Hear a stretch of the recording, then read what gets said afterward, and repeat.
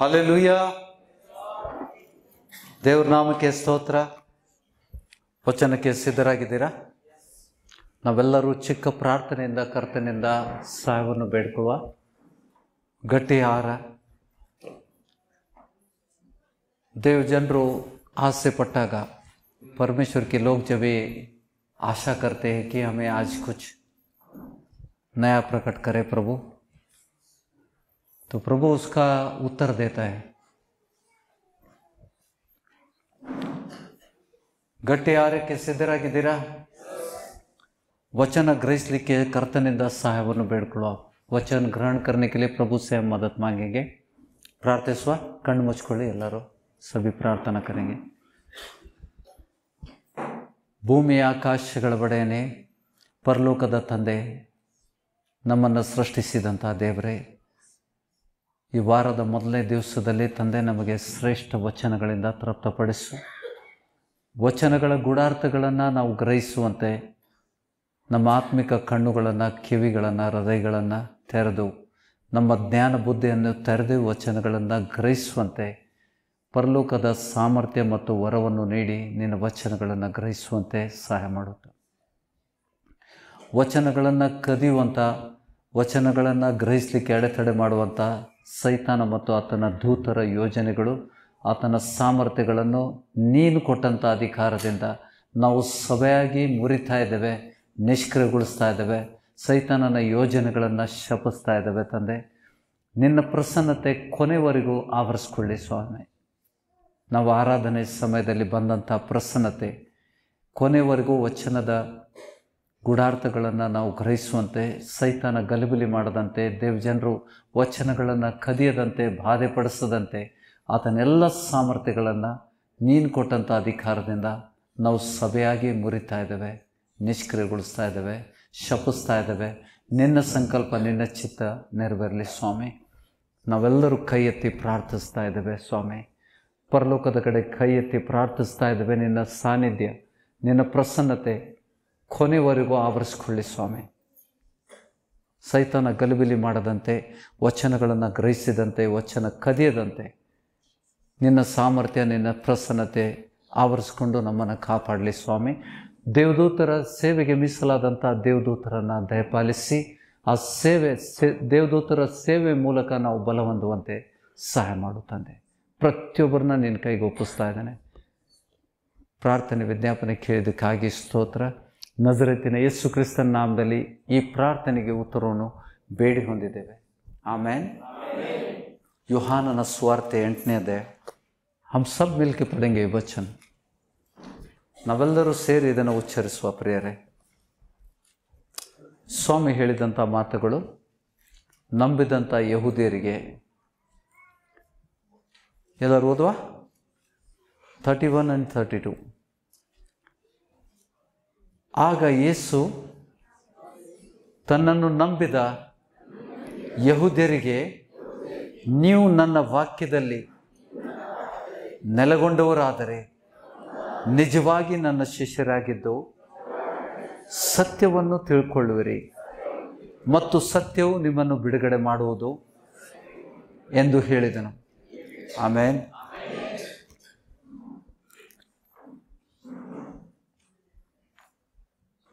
ಯೂಹನ್ನ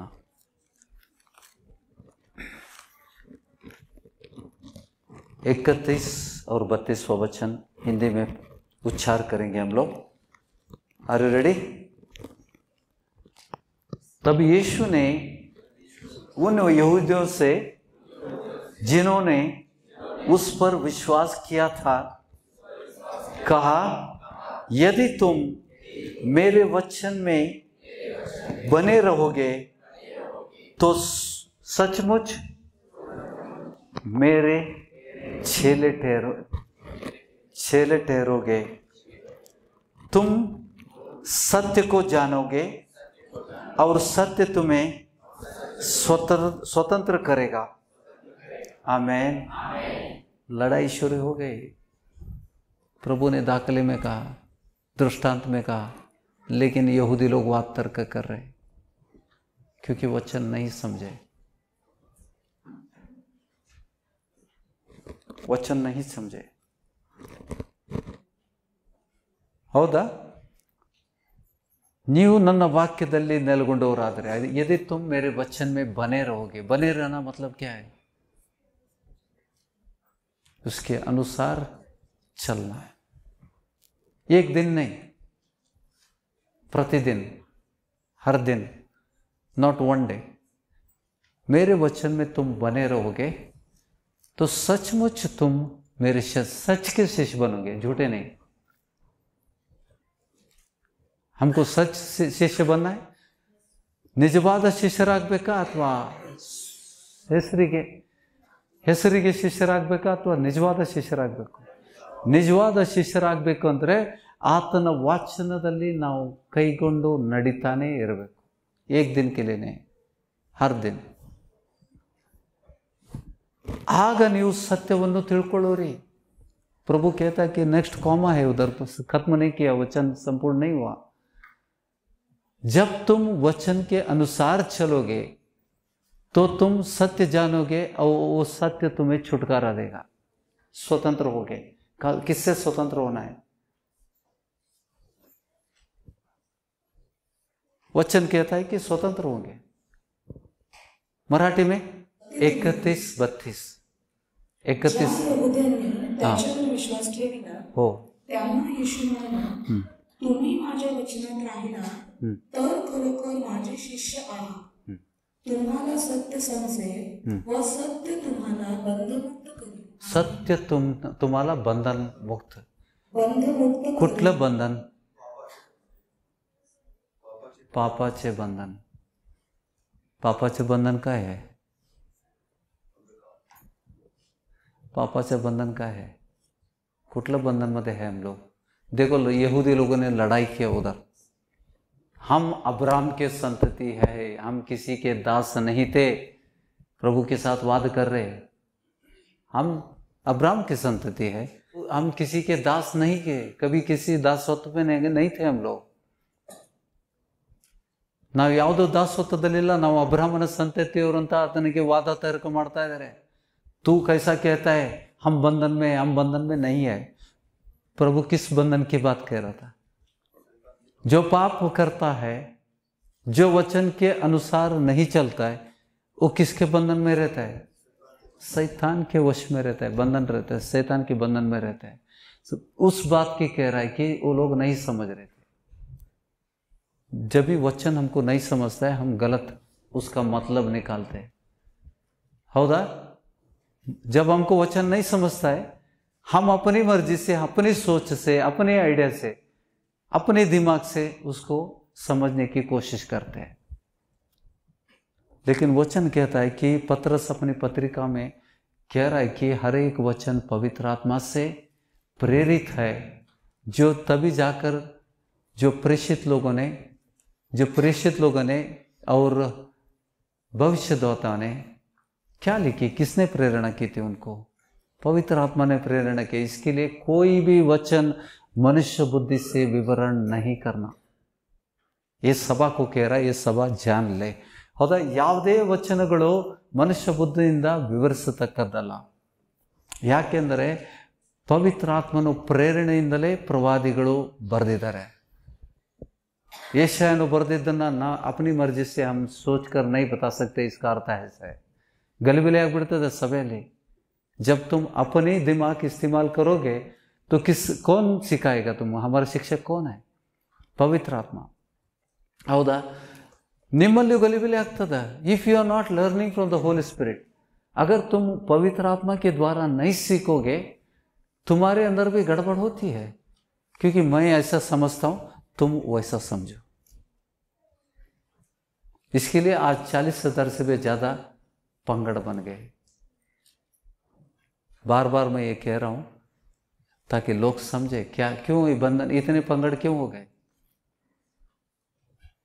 मसीहा की इतने पंगड़ क्यों? इष्टु मतಗಳು ಯಾಕೆ?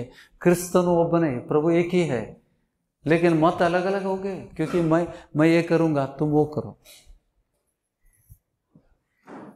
अगर तुम वचन में बने रहो तो तुम मेरे सच्चे शिष्य बनोगे। तो वचन प्रामुख्यता है। प्रभु को, हमको बंधन मुक्त करने के लिए क्या चाहिए? हमको बंधन मुक्त करने के लिए क्या चाहिए? वचन की, प्रभु के वचन में चलना है. ಗ್ರಹಿಸ್ತಾ ಇದ್ದೀರಾ? ಯಾರಿಗಾದ್ರೂ ಹಿಂದಿ ಬರುವುದಿಲ್ವಾ? ಹಿಂದಿ ಒಟ್ಟ ತಿಳಿಯೋದಿಲ್ಲ, ನನಗೆ ಅರ್ಥ ಆಗೋದಿಲ್ಲ, ಹಂಗೆ ಯಾರು ಇದ್ದೀರಾ? ಹಿಂದಿ ಬರದೇ ಇದ್ದವರು, ಓಕೆ, ನಾ ಕನ್ನಡನೂ ತಗೋತೇನೆ, ಹಿಂದಿನೂ ತಗೋತೇನೆ. हिंदी आपको समझता है. अभी सभा बढ़ेगी, दूसरी जगह से लोग आएंगे. प्रभु ने ये वादा किया, दूसरे देश से आएंगे, दूसरे देश से आएंगे, सिर्फ भारत से नहीं. महाराष्ट्र से आ रहे, आगे बढ़कर ये दूसरे देश से भी लोग आएंगे. तो दूसरे देश के लिए ये सभा मादरी मॉडल होगा. ओके. और इसके लिए लोग, परमेश्वर के लोगों को मेरा रिक्वेस्ट है, ಗಡಿಬಿಡಿ ಮಾಡ್ಕೋಬೇಡ್ರಿ. ಹೌದಾ? ಬೇಗ ಗಲಿಬಿಲಿ ಮಾಡ್ಕೋಬೇಡ್ರಿ, ತಾಳ್ಮೆಯಿಂದಿರಿ. ದೇವರು ತಕ್ಕ ಸಮಯದಲ್ಲಿ ನಿಮ್ಮನೆ ಬರ್ತಾನೆ. प्रभु सही समय पर तुमको वर देकर उन्नति लेके जाता है. क्योंकि इस सभा में पैसा इंपॉर्टेंट नहीं है.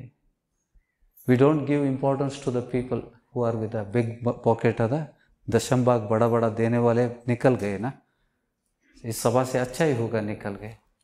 क्योंकि परमेश्वर का वचन कहता है कि परमेश्वर के राज्य में प्रवेश करना अमीरों को कितना कठिन है. सुई की नोक से ऊंट निकल सकती, लेकिन परमेश्वर के राज्य में श्रीमंत मनुष्य आना मुश्किल है. तो रुकेंगे नहीं. ओके, आज वचन के द्वारा हम देखेंगे. ಹೌದಾ? ಗ್ರಹಿಸ್ತಾ ಇದ್ದೀರಾ ಸಿಸ್ಟರ್? ಗ್ರಹಿಸ್ತಾ ಇದೆ? ಅರ್ಥ ಆಗ್ತಾ ಇದೆಯಾ? ಹೌದಾ? ಪ್ರಾರ್ಥನೆಗೆ ಉತ್ತರ ಕೊಡ್ತಾನ ದೇವರು. हाथ लगाने की ज़रूरत है? किसी को हाथ लगाने की ज़रूरत है? जहाँ परमेश्वर है वहाँ छुटकारा है. जहाँ पे परमेश्वर है वहाँ छुटकारा है. तो आपको भी ये, तुमको सबको सीखना है. कल तुम ऐसे नहीं रहोगे. आज इधर बैठे हो, कल यहाँ पे होंगे. ओके, ग्रहिस्ता इधर. ओके, आगे के वचन देखेंगे. 33वां वचन.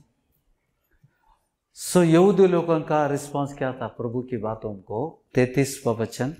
ಅದಕ್ಕವರು, ನಾವು ಅಬ್ರಾಹ್ಮನ ಸಂತಾನದವರು, ನಾವು ಯಾರಿಗೂ ಎಂದೂ ದಾಸರಾಗಿಲ್ಲ, ನಮಗೆ ಬಿಡುಗಡೆ ಆಗುವುದೆಂದು ನೀನು ಹೇಳುವುದು ಹೇಗೆ? तो कैसा कह सकता है कि हम कभी किसी के बंधन में दास नहीं थे? हम अमीर है, हम किसी के दास नहीं है. प्रभु कह रहा है दूसरा, तुम बात कर रहे दूसरा. प्रभु के वचन को ग्रहण नहीं किया तुमने. सो आगे प्रभु बता रहे उनको. ಹೌದಾ? ಏನಾಗ್ತದ? ಅದಕ್ಕವರು, ನಾವು ಅಬ್ರಾಹ್ಮನ ಸಂತಾನದವರು, ನಾವು ಯಾರಿಗೂ ಎಂದೂ ದಾಸರಾಗಿಲ್ಲ, ನಿಮಗೆ ಬಿಡುಗಡೆ ಆಗುವುದೆಂದು ನೀನು ಹೇಳೋದು ಹೇಗೆ? ಶರ್ಟ್ ಹಿಡ್ದಂಗೆ ಮಾಡಿಬಿಟ್ರು, कॉलर पकड़े जैसे किए वो लोगों ने प्रभु को. तू कैसा बोल सकता है कि हम दास हैं? हम अब्राहम के संतान हैं, हम कभी किसी के दास नहीं थे. आगे प्रभु 34वां वचन में फिर वापस उनको उत्तर दे रहे हैं. ಅದಕ್ಕೆ ಯೇಸು, ನಿಮಗೆ ನಿಜ ನಿಜವಾಗಿ ಹೇಳುತ್ತೇನೆ, ಪಾಪ ಮಾಡುವವರೆಲ್ಲರೂ ಪಾಪಕ್ಕೆ ದಾಸರಾಗಿದ್ದಾರೆ. ಪಾಪ ಮಾಡುವವರೆಲ್ಲರೂ ಪಾಪಕ್ಕೆ ದಾಸರಾಗಿದ್ದಾರೆ. ಎಲ್ಲರೂ ಉಚ್ಚರಿಸ್ತೀರಾ? जो पाप करते हैं वो सभी पाप के दासत्व में है, अधीन में है. तो पाप कौन है? भाषाओं को समझना, बाइबल की भाषाओं को हमको समझना है. जो पाप करता है पाप के दासत्व में है. तो इसका मतलब शैतान के दास, शैतान के कब्जे में रहते. जो पाप करते, जो शैतान के कब्जे में रहते. ये प्रभु कह रहे, ದಾಸನು ಮನೆಯಲ್ಲಿ ಶಾಶ್ವತವಾಗಿರುವುದಿಲ್ಲ. किस घर की बात कह रहा है? यीशु ने उनको उत्तर दिया, मैं तुमसे सच सच कहता हूं कि जो कोई पाप करता है वह पाप का दास है. किसका दास है? पाप का दास है. पाप को अंडरलाइन करो दिमाग में, किताब में नहीं, दिमाग में अंडरलाइन करो. पाप, जो पाप करता है वो पाप का दास है. दास सदा घर में नहीं रहता, पुत्र सदा रहता है. तुमको पुत्र चाहिए क्या? दास पाप चाहिए. पुत्र। दास हमेशा घर में नहीं रहता। किस घर की बात कह रहा है? हमारा हृदय परमेश्वर का मंदिर है, पवित्र आत्मा का मंदिर है। तो पवित्र आत्मा जब भी आता है तो पुत्र अंदर आ गया। दास हमेशा नहीं रहता है। जब तुम वचन के अनुसार चलते हो, परमेश्वर के वचन के अनुसरण करते हो, ಯಾವಾಗ ನೀವು ನಿಮ್ಮ ವಚನದ ಪ್ರಕಾರ ನೀವು ಕೈಗೊಂಡು ನಡೀತೀರಿ, ಆಗ ಮಗನು ಬರ್ತಾನೆ, दास ಹೊರಗೆ ಹೋಗ್ತಾನೆ। आप समझ रहे? जब भी पुत्र आता है, दास घर से निकलता है। प्रभु कुछ कह रहा था, प्रभु का कहना अलग था, उनका सोच अलग था। वो समझ रहे थे दूसरे, वो समझ रहे जो, क्योंकि प्रभु ने दाखले में बात किया, बिना दाखल बिना दृष्टांत उसने कुछ भी नहीं कहा। यೇಸು ಸ್ವಾಮಿ ಮಾತಾಡ್ತಾ ಇದ್ದದ್ದು ಸಾಮ್ಯ ರೂಪದಲ್ಲ, ಸಾಮ್ಯ ರೂಪದಲ್ಲಿ ಮಾತಾಡ್ತಾ ಇದ್ದಾನೆ। ಆತನು ಸ್ಪಷ್ಟವಾಗಿ ಮಾತಾಡ್ತಾ ಇಲ್ಲ, ಸಾಮ್ಯವಿಲ್ಲದೆ ಒಂದನ್ನು ಮಾತಾಡಲಿಲ್ಲ। इसके लिए जो समझते इस वचन को वो बंधन मुक्त होते हैं। आज का स्पेशल है, आगे जाकर बताओ, लास्ट को मुझे समझा दो। नानों निरीक्षे इಡ್ತೇನೆ। मैं एक निरीक्षा रखता हूं कि सेवक को खुश करने के लिए मत कहो, आज के वचन ध्यान से सुनो। भले थोड़ा टाइम ज्यादा लूंगा, मुझे नहीं मालूम प्रभु कितना वचन दे रहा है, मुझे नहीं मालूम। मैंने कुछ नोट्स गिट्स नहीं किया, क्योंकि प्रभु चलाता है। ये साक्ष्य है। ओके, आगे देखो 35। ದಾಸನು ಮನೆಯಲ್ಲಿ ಶಾಶ್ವತವಾಗಿ ಇರುವುದಿಲ್ಲ, ಮಗನು ಶಾಶ್ವತವಾಗಿ ಇರುವನು। ಆಮೇಲೆ ಮಗ ಎಲ್ಲಿವರೆಗೆ ಇರ್ತಾನೆ? युगದ समाप्तिवರೆಗೆ। युगದ समाप्ति, इस युग का समाप्ति तक मैं तुम्हारे अंदर रहता हूं, तुमको अनाथ नहीं छोड़ूंगा। प्रभु ने कहा है। किस रूप से रहेगा? काफी लोग यीशु को देखना चाहते हैं, यीशु तेरा दर्शन देखना चाहते। मैं अंदर हूं भाई, मैं अंदर हूं, पवित्र आत्मा अंदर है। कौन सा रूप देखना चाहते हो? परमेश्वर आत्मा है, परमेश्वर आत्मा है। प्रभु खुद कह रहा है कि परमेश्वर आत्मा है।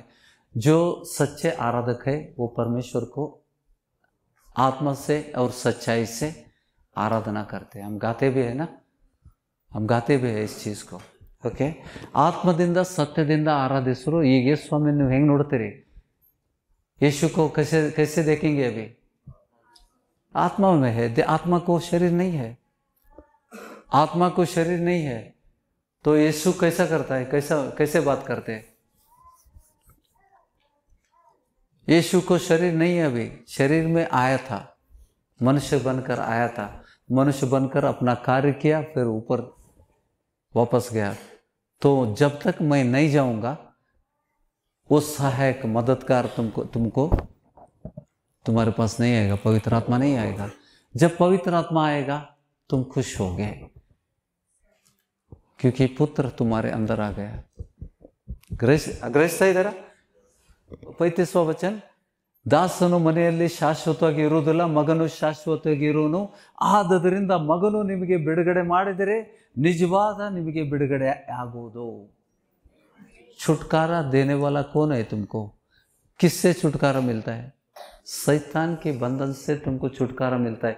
जब भी प्रभु एंटर करता है तुम्हारे जीवन में, तुम्हारे हृदय में प्रभु आता है, तभी दास को निकलना पड़ता है। क्योंकि पवित्र आत्मा की शक्ति से दुष्टात्माओं को प्रभु छुड़ा रहा था। अभी वो जो दुष्टात्मा को भगाने वाली शक्ति अगर अंदर आ गई तो प्रभु आ गया, तो दुष्टात्मा को बाहर जाना पड़ता है। शैतान खड़ा नहीं हो सकता है, पुत्र के सामने खड़ा नहीं हो पाता है। जो अंदर तुम्हारे अंदर कार्य कर रहा था, क्योंकि हम पाप कर रहे थे, ನಾವು ಪಾಪ ಮಾಡ್ತಾ ಇದ್ವಿ, ನಾವು ದಾಸತ್ವದಲ್ಲಿದ್ವಿ, ಸೈತಾನ್ ನಮ್ಮನ್ನು ವಶಕ್ಕೆ ತೆಗೆದುಕೊಂಡಿದ್ದ। ಆಮೇಲೆ ಗ್ರಹಿಸ್ತಾ ಇದ್ದೀರಾ? इसके लिए जब भी पुत्र आता है, तो पुत्र जो भी छुटकारा देता है वो सच्चा है और सही है, तो हम बंधन मुक्त होते हैं। तो प्रभु कुछ कह रहे थे, लेकिन वो लोग समझ रहे थे दूसरे। हम अब्राहम के पुत्र हैं, हमने कभी किसी के अंडर काम नहीं किया, हम दास नहीं है, ये उनकी सोच थी। आप समझ रहे? इस वचन के आधार पर, इस वचन के आधार पर हम शुरुआत से हम सीखेंगे। तो कहाँ से शुरू हुई, प्रभु क्या कहना चाहता है, इसका अर्थ क्या है। पौलुस ने यही शब्द इस्तेमाल किया। मैंने अंडरलाइन कौन सा वचन बोला था, पाप। तो पाप के दासत्व में थे हम लोग। तो पाप जब निकलता है तो पौलुस ने यही लफ्ज बार बार इस्तेमाल किया रोमन 7वां अध्याय में। ಜಾಸ್ತಿ ಲಕ್ಷ್ಯ ಕೊಡ್ರಿ ಇವತ್ತು, ಪ್ರತಿ ವಾರ you are giving attentive but you give extra attention today. आज के वचन जो ग्रहण करता है आज ही छुटकारा पाता है, ಇವತ್ತೇ ಈ ಸಮಯದಲ್ಲಿ। ಓಕೆ, ಗ್ರಹಿಸ್ತಾ ಇದ್ದೀರಾ? Are you ready? ओके, वन्य वचन थे, हम काफ़ी बार वचन पढ़ चुके हैं। ये मेरे लिए भी नया प्रकटीकरण है, मेरे लिए भी नया है। ओके, ಸಹೋದರರೇ, ಧರ್ಮಶಾಸ್ತ್ರವನ್ನು ತಿಳಿದವರಿಗೆ ನಾನು ಹೇಳುವುದೆಂದರೆ, ಒಬ್ಬ ಮನುಷ್ಯನು ಜೀವದಿಂದಿರುವ ತನಕ ಮಾತ್ರ ಅವನ ಮೇಲೆ ಧರ್ಮಶಾಸ್ತ್ರದ ಅಧಿಕಾರವು ನಡೆಯುತ್ತೆಂಬುದು ನಿಮಗೆ ಗೊತ್ತಿಲ್ಲವೇ? ನಮಗೆ ಗೊತ್ತುಂಟು। ನಾನು ಜೀವದಿಂದಿರುವ ತನಕ, बाइबल कब तक लागू होती है मुझे? जब तक मैं जीवित हूं। सो मेरी मृत्यु हो गई तो धर्मशास्त्र खत्म हो गई। Are you getting? एक उदाहरण दे रहे हो दूसरा वचन में। ಅದಕ್ಕೆ ದೃಷ್ಟಾಂತ, ಗಂಡನು ಜೀವದಿಂದಿರುವ ತನಕ ಹೆಂಡತಿಯು ನ್ಯಾಯದ ಪ್ರಕಾರ ಅವನಿಗೆ ಬದ್ಧಳಾಗಿರುವರು।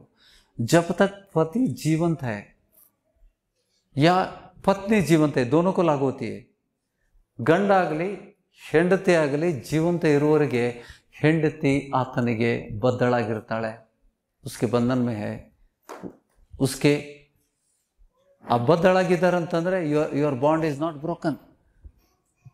ಆ ಒಡಂಬಡಿಕೆ, इट्स एन एग्रीमेंट ना, पति के साथ पत्नी के साथ शादी ये क्या है? एक ಒಪ್ಪಂದ है, ಒಂದು ಒಪ್ಪಂದ ಇದು, ಒಡಂಬಡಿಕೆ। ಕೇಳ್ತಾ ಇದ್ದೀರಾ?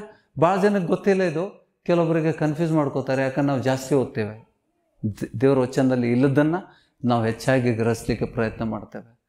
यहाँ पे कह रहा है कि जब तक पति जीवंत है पत्नी को शादी करने का अधिकार नहीं है। उसी तरह पति को भी जब तक पति जिंदा है, पत्नी जिंदा है, तो वो दूसरा शादी नहीं कर सकता है।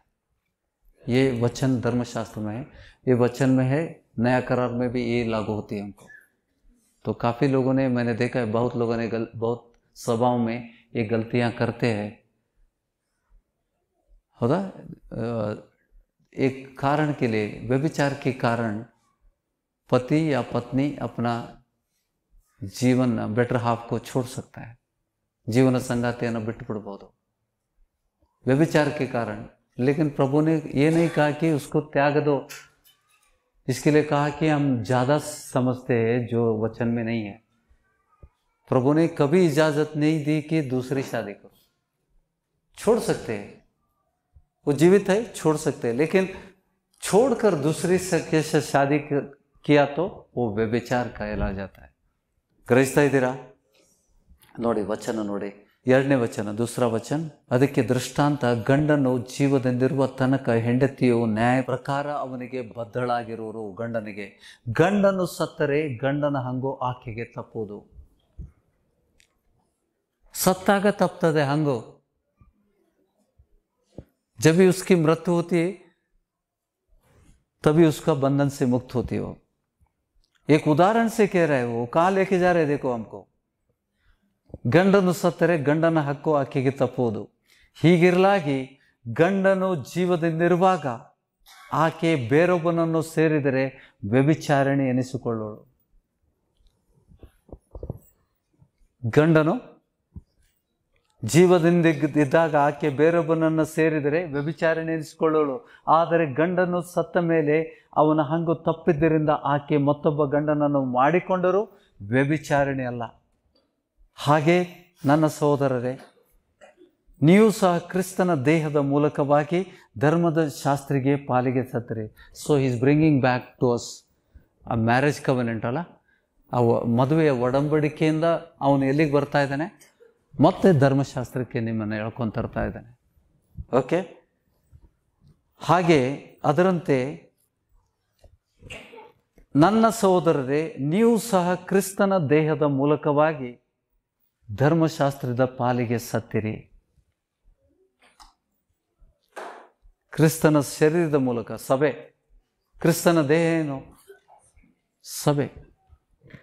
ಕ್ರಿಸ್ತನ ದೇಹದ ಮೂಲಕವಾಗಿ ಧರ್ಮಶಾಸ್ತ್ರದ ಪಾಲಿಗೆ ಸತ್ತಿರಿ, ದೇವರಿಗೆ ಫಲವಾಗುವುದಕ್ಕಾಗಿ ಮತ್ತೊಬ್ಬನನ್ನು, ಅಂದರೆ ಸತ್ತು ಜೀವಿತನಾಗಿ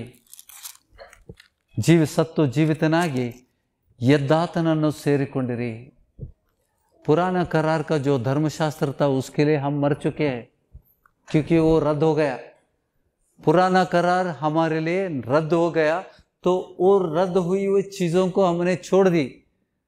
उसको त्याग करके हमने किससे जुड़े? हम प्रभु यीशु से जुड़े.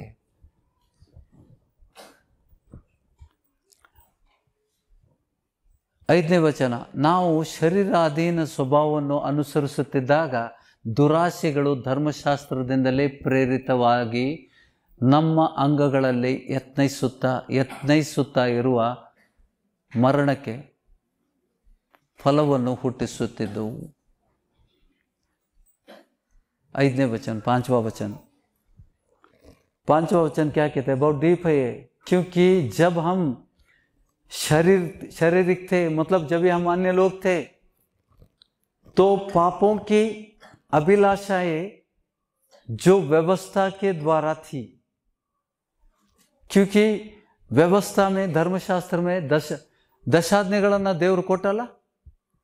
ದಶಾಜ್ಞೆಗಳನ್ನು ಕೊಟ್ಟು ಮೋಶೆಗೆ ಧರ್ಮಶಾಸ್ತ್ರವನ್ನು ಕೊಟ್ಟು ದಶಾಜ್ಞೆಗಳನ್ನು ಉಲ್ಲಂಘ ಮಾಡಿದವನು ಪಾಪಿ ಅಂತ ಹೇಳ್ಬಿಟ್ಟು, जो परमेश्वर की व्यवस्था का उल्लंघन करता है वो पाप करता है. अरे समझ रहे? ಯಾರು ಧರ್ಮಶಾಸ್ತ್ರವನ್ನು, ದೇವರ ಆಜ್ಞೆಗಳನ್ನು ಉಲ್ಲಂಘನೆ ಮಾಡ್ತಾನೆ ಅವನು ಪಾಪಿ ಆಗ್ತಾನೆ. पापी कभी ठहराते हैं? जब भी परमेश्वर का आज्ञा का उल्लंघन करते तभी हम पापी बनते. ಎಷ್ಟು ನೀವು ತಿಳ್ಕೊಂಡಷ್ಟು ಈಜಿ ಇಲ್ಲ, ಇದನ್ನು ಗ್ರಹಿಸೋದು ಅಷ್ಟು ನೀವು ತಿಳ್ಕೊಂಡಿದ್ದು ಈಸಿ ಇಲ್ಲ. ನಾನು ಸಣ್ಣ ಮಕ್ಕಳಿಗೆ ಅರ್ಥ ಆಗೋ ರೀತಿಯಲ್ಲಿ ಅದನ್ನು ಹೇಳ್ತಾ ಇದ್ದೇನೆ. ಕ್ಯಾ ಕह रहे पौल?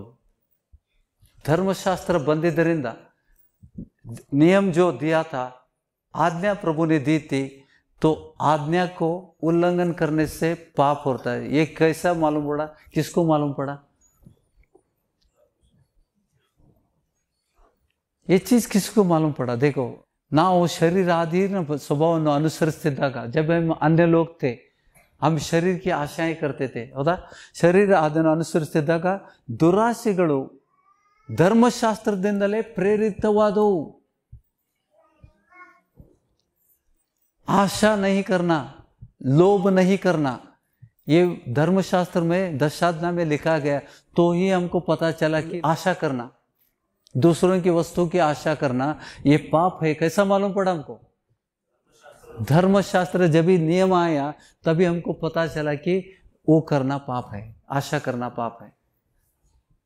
ग्रहिस्ता इದ್ದೀರಾ? ಈಗಲಾದರೂ ನಮ್ಮನ್ನು ವಶ ಮಾಡಿಕೊಂಡಿದ್ದ ಧರ್ಮಶಾಸ್ತ್ರದ ಪಾಲಿಗೆ ನಾವು ಸತ್ತ ಕಾರಣ ಆ ಧರ್ಮಶಾಸ್ತ್ರದಿಂದ ವಿಮುಕ್ತರಾಗಿದ್ದೇವೆ.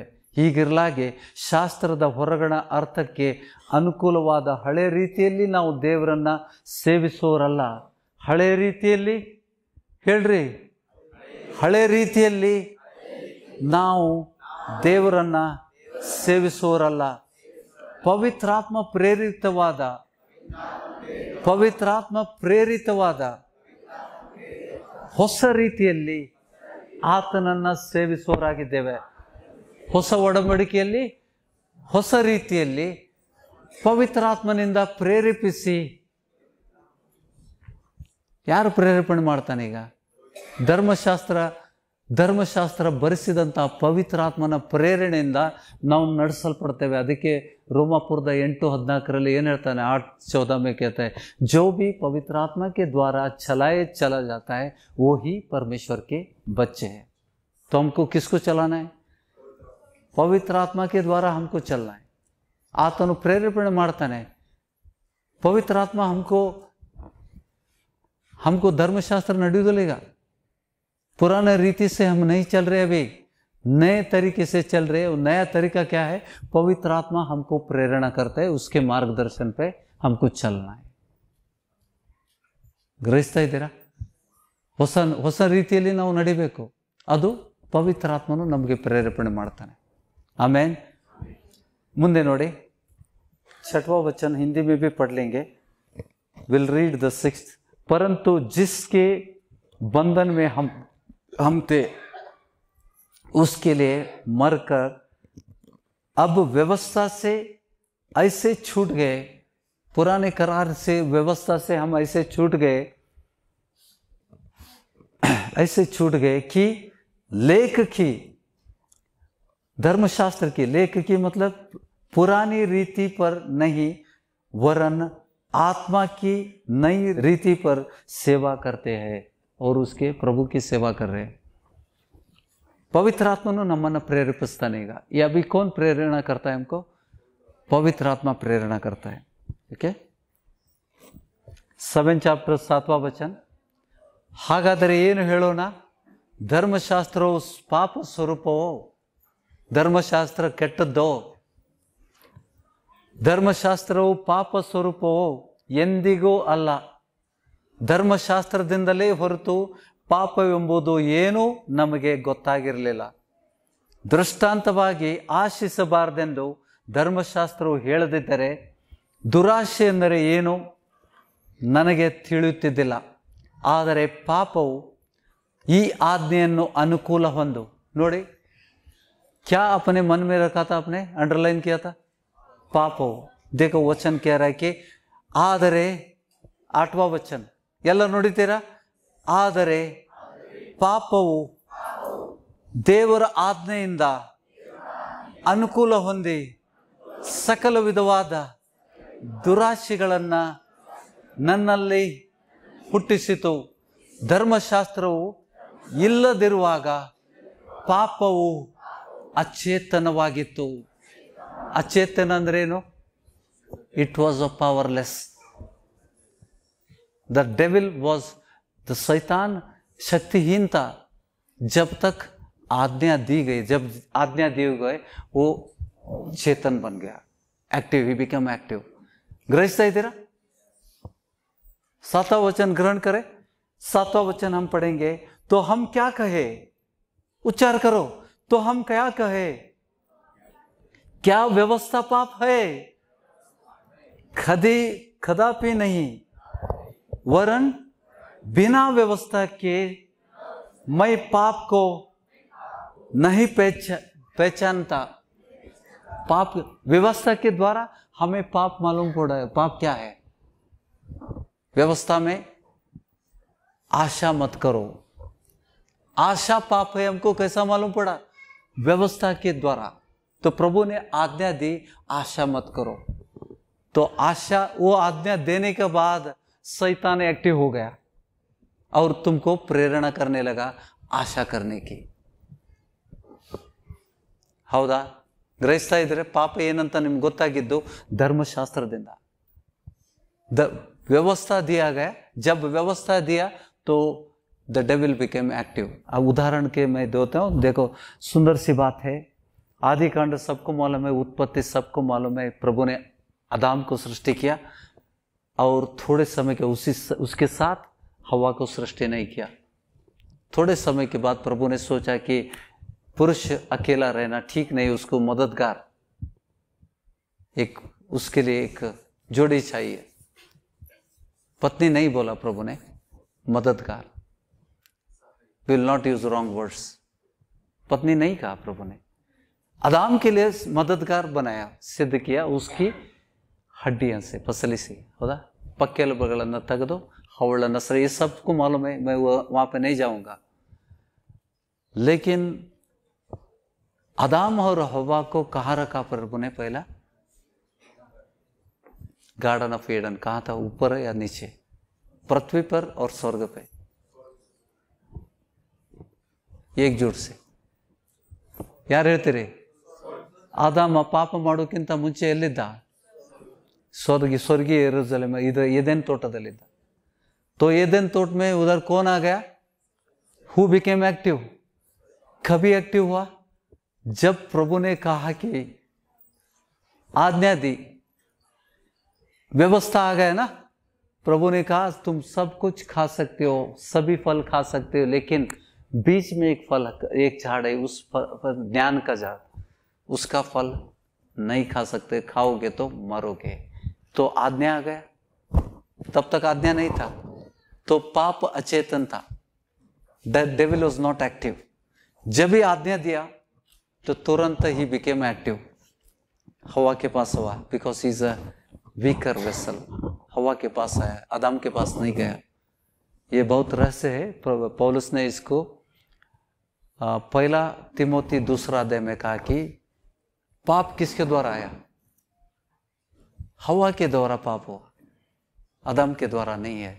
तो आदम को परमेश्वर ने अपने प्रतिरूप में सृष्टि किया था। ये काफी लोग नहीं समझते। I am not discriminating between the woman and, समझने की बात है, वचन को समझना है हमको। यहाँ पे पुरुष स्त्री नहीं है।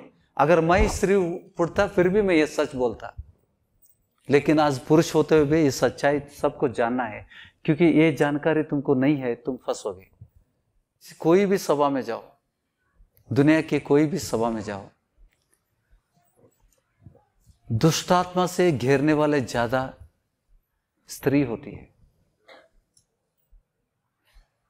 आप देखो, परीक्षा करो। मैं ನ್ಯಾಯ ತೀರ್ಪು नहीं कर रहा हूं किसी से, ಹೌದಾ? ನಾ ಹೇಳಿದ ಅರ್ಥ ಆಗ್ತಾ ಇದೆ? ಯಾಕೆಂದ್ರೆ ದೇವರು ಆದಾಮನನ್ನ ಸೃಷ್ಟಿ ಮಾಡಿದ್ದು ಆತನ ಪ್ರತಿರೂಪದಲ್ಲಿ। और हवा को सृष्टि कैसा किया? नर से नारी उत्पन्न हुई। भले आज के दिन में मां ही जन्म देती पुरुष को, फिर भी पुरुष अलग है और स्त्री अलग है। इस चीज को पौल जिक्र कर रहे हैं 2 अध्याय तिमोथी, 1 तिमोथी। उस वचन को हम ग्रहण करें, क्योंकि हमको वचन सीखना है। यहाँ पे स्त्री पुरुष पर युद्ध नहीं करना है, आपस में हमको प्रेमी करना है।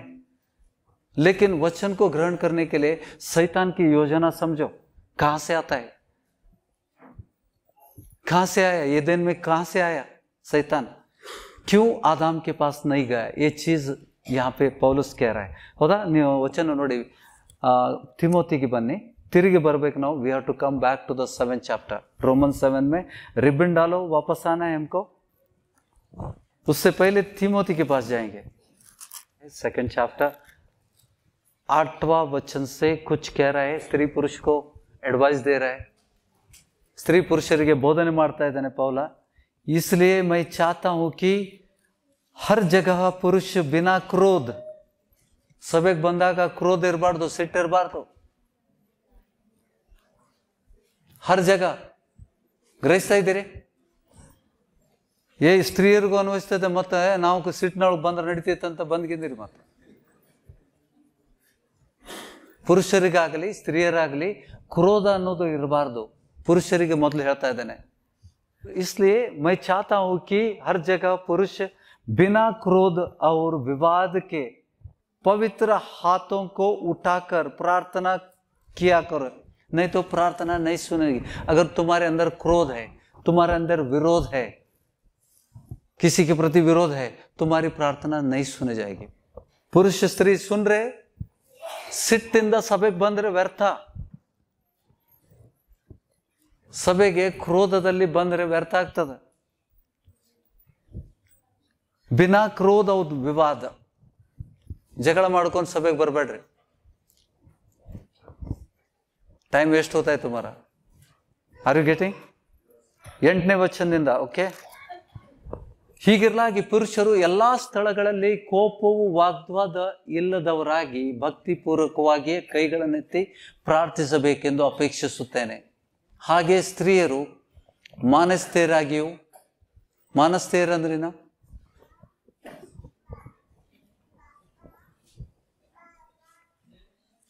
ಮಾನಸ್ಥೆಯರಂದ್ರೇನು? Likewise also that the woman should adorn themselves with a respectable, ಮರ್ಯಾದೆಯಿಂದ ನಡಿಬೇಕು. ಹಾಗೆ ಸ್ತ್ರೀಯರು ಮಾನಸ್ತೆಯರು ಡಂಬವಿಲ್ಲದವರು ಇದ್ದು ಮರ್ಯಾದೆಗೆ ತಕ್ಕ ಉಡುಪುಗಳನ್ನು ಉಟ್ಟುಕೊಳ್ಳಬೇಕೆಂದು ಅಪೇಕ್ಷಿಸ್ತಾನೆ. ಅವರು ಜಡೆ, ಚಿನ್ನ, ಮುತ್ತು, ಬೆಲೆಯುಳ್ಳ ವಸ್ತ್ರ ಮುಂತಾದವುಗಳಿಂದ ತಮ್ಮನ್ನು ಅಲಂಕರಿಸಿಕೊಳ್ಳದೆ ದೇವ ಭಕ್ತಿಯರೆನಿಸಿಕೊಳ್ಳುವ ಸ್ತ್ರೀಯರಿಗೆ ಯುಕ್ತವಾದ ಪ್ರಕಾರ ಸತ್ಕ್ರಿಯೆಗಳಿಂದಲೇ ಅಲಂಕರಿಸಿಕೊಳ್ಳಬೇಕು. ಕ್ರಿಯಾ के द्वारा, not with a decoration. He is bold man. He is a bold servant of God. ಕೆಲವೊಂದು ಸಭೆಯಲ್ಲಿ ಹೇಳೋದೇ ಇಲ್ಲ, ಫ್ಯಾಷನ್ ಪರೇಡ್ ಆಗಿಬಿಟ್ಟವು, ಎಲ್ಲಿ ಡೀಪ್ ಕಟ್ಟುಬಿಟ್ಟು ಎಲ್ಲ ಬಂದಿರ್ತಾವೆ. Are you understanding this? Paul bold, he is a bold servant of God. वो इंसान को खुश करने के काम में नहीं था, परमेश्वर को खुश करने का था. तो वो सेवक कह रहा है कि जो पवित्र आत्मा से चला जा रहा था, ಪೌಲ ಬರಿತಾ ಇದ್ದಾನೆ, ಸ್ತ್ರೀಯರು ಮಾನಸ್ತೆಯರಾಗಿ ಒಳ್ಳೆ ಬಟ್ಟೆಗಳನ್ನು, ದೇವರ ಮಕ್ಕಳಿಗೆ ಯೋಗ್ಯವಾದಂಥ ಬಟ್ಟೆಗಳನ್ನು ಹಾಕೋಬೇಕು. परमेश्वर के बच्चे, हम परमेश्वर के बच्चे बन गए ना प्रभु के. ಯಾರ್ಯಾರು ಆತನನ್ನು ನಂಬಿದ್ರು ಅವ್ರಿಗೆ देवर मಕ್ಕಳಾಗುವ अधिकार ಕೊಟ್ಟನ. परमेश्वर ने हमको अधिकार दिया परमेश्वर के बच्चे बनने के लिए, विश्वास के द्वारा, प्रभु पर विश्वास रखने से. तो अभी परमेश्वर के बच्चे हैं तो उसके योग्य कपड़े डालो बोलते हैं. ಪಾಸ್ಟ್ರು ದೇವರ ಸೇವಕ ಕರ್ಕೋ ಒಂದು ಜುಟ್ಟು ಇಟ್ಕೊಂಡ್ ಬಂದ್ರೆ ಹೆಂಗಂತೆ?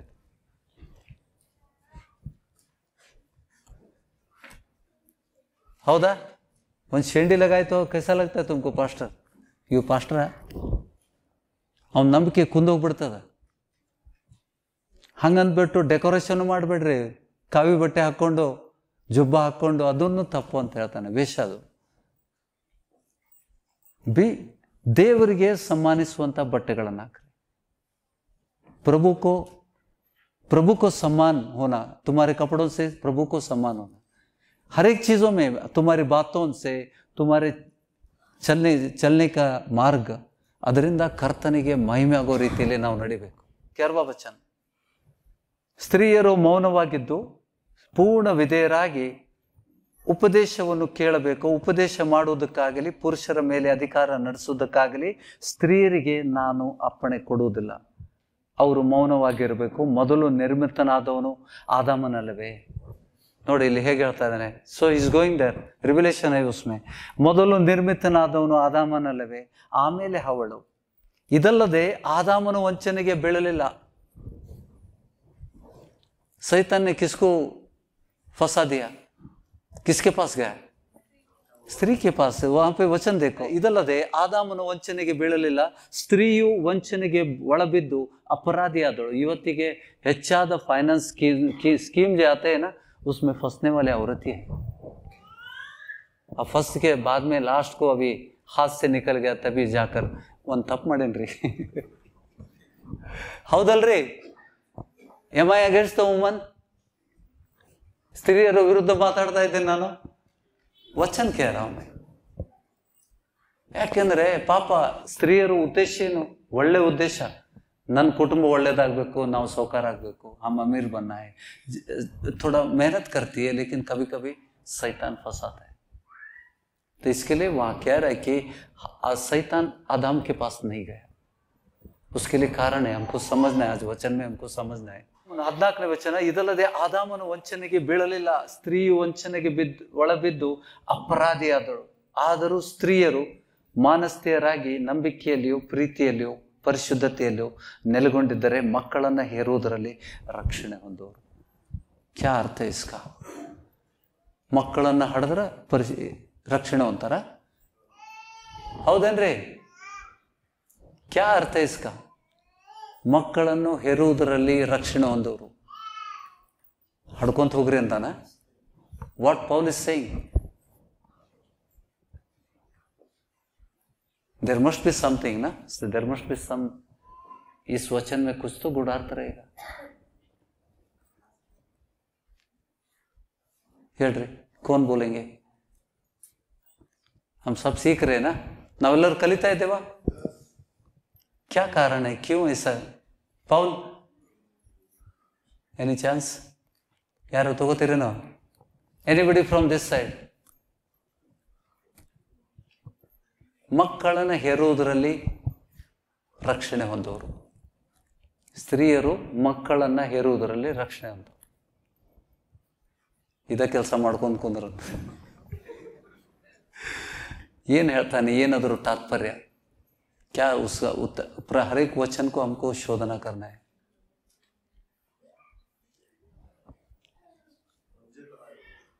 ಏನು ಹೇಳಿ, ಬಂಜೆತನ ಇರಲ್ಲ. ಮಕ್ಕಳನ್ನ ಹೆತ್ತರೆ she becomes busy with the children. है ना, बच्चे हो तो माँ बच्चे पर ध्यान ज्यादा देती है, ಅದರಿಂದ ರಕ್ಷಣೆನಾ? ಇಲ್ಲಿ ನಾವು ತಿಳ್ಕೋಬೇಕು, सैतान becomes active होता है. आज के वचन क्या सिखा रहे हैं हमको? 7वां वचन क्या सिखा रहे हैं? जो आज्ञा आने के बाद सैतान चेतन बन गया, ही becomes active. ಅಲ್ಲಿ ಏದೆನ್ ತೋಟದಲ್ಲಿ ಏನಿತ್ತು? सैतान इद्दा, हौदा? ये कहां से कहां जुड़ा है प्रपन वचन? हम देखते हैं कि प्रकटीकरण I'll come back to you, I'll not forget what I said. Okay. Revelation 12 chapter, प्रकाशित 12वां अध्याय. आज के वचन जो ग्रहण करेगा सही रीति से, वो ಪಾಪ से ಮುಕ್ತಿ ಕರೆರೆ. ಹೌದಾ? ನೀವು ಪಾಪದ ಸ್ವಭಾವದಿಂದ ಬಿಡುಗಡೆ ಹೊಂದಿರಿ.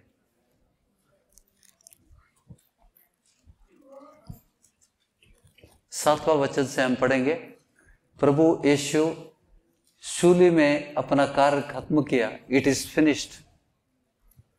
प्रभु ने बोला क्या हो गया? ಎಲ್ಲವೂ ತೀರಿತು. ಕೊನೆ ಉಸಿರು ಎಳೆದಾಗ ಪರಲೋಕದಲ್ಲಿ ಯುದ್ಧ ನಡೀತು. 12ವಾं ಅಧ್ಯಾಯ 7ವಾं ವಚನ, ಪರಲೋಕದಲ್ಲಿ ಯುದ್ಧ ನಡೆಯಿತು. ಮಿಖಾಯಿಲನು ಅವನ ದೂತರು ಘಟಸರ್ಪನ ಮೇಲೆ ಯುದ್ಧ ಮಾಡುವುದಕ್ಕೆ ಹೊರಟರು. ಘಟಸರ್ಪನ ಮೇಲೆ ಯುದ್ಧ ಮಾಡುವುದಕ್ಕೆ ಹೊರಟರು. ಘಟಸರ್ಪನು ಅವನ ದೂತರು ಯುದ್ಧ ಮಾಡಿ ಸೋತು ಹೋದರು ಮತ್ತು ಪರಲೋಕದೊಳಗೆ ಅವರಿಗೆ ಸ್ಥಾನವು ತಪ್ಪಿತು. ಭೂಲೋಕದವರನ್ನೆಲ್ಲ ಮರಳುಗೊಳಿಸುವ ಆ ಮಹಾಘಟ ಸರ್ಪನು, ಅಂದರೆ ಪಿಶಾಚನೆಂತಲೂ ಸೈತಾನನೆಂತಲೂ ಹೆಸರುಳ್ಳ ಪುರಾತನ ಸರ್ಪವು ದೊಬ್ಬಲ್ಪಟ್ಟು ಭೂಮಿಗೆ ಬಿದ್ದನು. ಅವನ ದೂತರು ಅವನೊಂದಿಗೆ ದೊಬ್ಬಲ್ಪಟ್ಟರು. ಆಗ ಪರಲೋಕದಲ್ಲಿ ಮಹಾಶಬ್ದವನ್ನು ಕೇಳಿದನು. परलोक की वाणी देखो, ये युद्ध है प्रभु यीशु की सूली के, जिस कारण प्रभु इस पृथ्वी पर आया था वो कार्य पूर्ण हुआ. तो होते ही स्वर्ग में ये युद्ध हुआ. तो शैतान वहां पे था. तो मिकाएल और उसके दूत शैतान के साथ लड़ाई करे और शैतान और उसके दूतों को हराया और वो स्वर्ग से पृथ्वी पर फेंका गया. ओके. 10वां वचन, वहां पे परमेश्वर के ಅವನ ದೂತರು ಅವನೊಂದಿಗೆ ದೊಬ್ಬಲ್ಪಟ್ಟರು. ಆಗ ಪರಲೋಕದಲ್ಲಿ ಮಹಾಶಬ್ದವನ್ನು ಕೇಳಿದೆನು. ಅದು ಈಗ ಜಯವು ಶಕ್ತಿಯು ರಾಜ್ಯವು, ಈಗ ಅಂದ್ರೆ ಜಬಿ ಯುದ್ಧ हुआ था उस समय, ಈಗ ಜಯವು ಶಕ್ತಿಯು ರಾಜ್ಯವು ನಮ್ಮ ದೇವರಿಗೆ ಉಂಟಾಯಿತು. ಆತನು ಅಭಿಷೇಕಿಸಿದವನ ಅಧಿಕಾರವು, उसका अभिषिक्त कौन है? प्रभु यीशु. उसका अधिकार ಈಗ ಸ್ಥಾಪಿತವಾಯಿತು. ಯಾವಾಗ ಯುದ್ಧ ಆಯಿತು? ಆವಾಗ ಆ ಯೇಸುವಿನ ರಕ್ತ ಯಾವಾಗ ಸುರಿಸಲ್ಪಡ್ತು ಸುಲೇಬೆ ಮೇಲೆ, ಆಗ यीशुविನ राज्य स्थापना आಯಿತು. प्रभु का राज्य स्थापना हुआ. तो ये परमेश्वर की स्वर्ग की वाणी हम सुन रहे, पृथ्वी की नहीं. आगे क्या कह रहे? ಆತನು ಅಭಿಷೇಕಿಸಿದವನ ಅಧಿಕಾರವು ಈಗ ಸ್ಥಾಪಿತವಾಯಿತು. ಹಗಲಿರುಳು ನಮ್ಮ ಸಹೋದರರ ಮೇಲೆ. ಯಾರನ್ನ ಹೇಳ್ತಾ ಇದ್ದಾನೆ? ಯೋಹಾನ कह रहे. प्रभु का 12 चेलों में से एक योहाना, जिसने योहाना सुवार्ता लिखा है, वो कह रहा है कि हगलिरुಳು ನಮ್ಮ सहोदर मेले. तो स्वर्ग में जो लोग हैं जिसकी तारण हुई है, वो लोगों की वाणी है. योहाना लिख रहा है. ಹಗಲಿರುಳು ನಮ್ಮ ಸಹೋದರರ ಮೇಲೆ ನಮ್ಮ ದೇವರ ಮುಂದೆ ದೂರು ಹೇಳಿದ ದೂರುಗಾರನು ದೊಬ್ಬಲ್ಪಟ್ಟಿದ್ದಾನೆ. शैतान का दूसरा नाम क्या है? ಯಾರೇ ದೂರುಗಾರನು? Complaint box. विश्वासीಗಳ कंप्लेंट बॉक्स. जब विश्वासी पाप करता है तो जाकर वो प्रभु को चाड़ी बोलता है. चाड़ी कोरा यार ಕೆಲಸ. तो इसके लिए मैं कहता हूं हमेशा, वचन भी कहता है कि चाड़ी न मत कहना। तो ये सब टूल है। कोई अगर तुम्हारे पास आकर कुछ किसी की बात कहने लगा, ಇಲ್ಲಿ ಸುದ್ದಿ ಅಲ್ಲಿ ಸುದ್ದಿ ಮಾಡೋದ್ರಲ್ಲಿ ಯಾರ ಕೈವಾಡ ಇರ್ತದೆ, तो तुरंत तुमको तकलीफ होती है। काफी लोगों को ये समझ नहीं देते। ಹೆಡೇಕ್ ಶುರು ಆಗಿತ್ರಿ, ತಲಿಬ್ಯಾನ್ ಶುರು ಆಗೈತಿ, ಅಲ್ಲಿ ನೋವು ಶುರು ಆಗೈತಿ, ಇಲ್ಲಿ ನೋವು ಶುರು ಆಗೈತಿ. ಯಾಕೆ ಶುರು ಆಗೈತಿ? The devil became active. ದೇವರ ಆಜ್ಞೆ ನಮ್ಮಿಂದ ಉಲ್ಲಂಘನೆ ಆದಾಗ हम एक दूसरे को प्रेम करो बोलते हैं, हम लोग क्या कर रहे हैं? एक के प्रति दूसरे के प्रति छाड़ी कर रहे हैं। वो गलत है, ये सही है।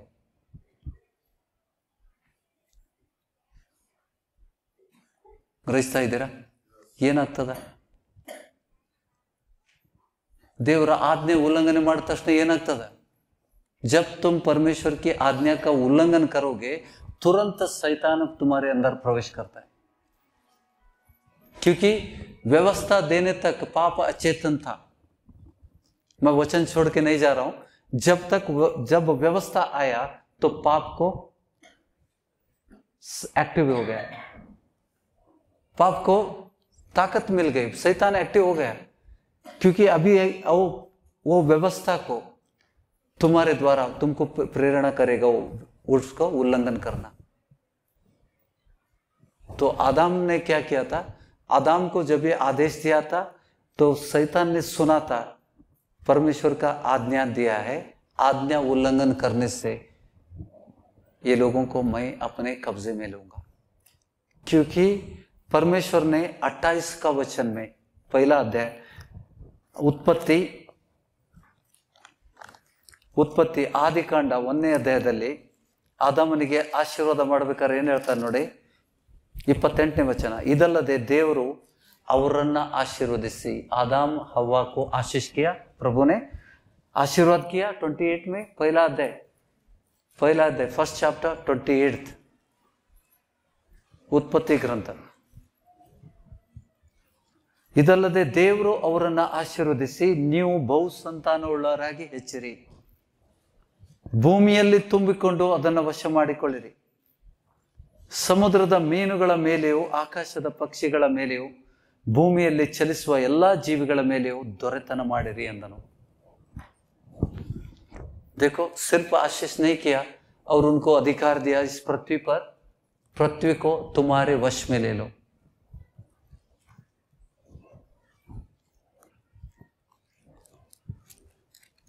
ಸೈತಾನ್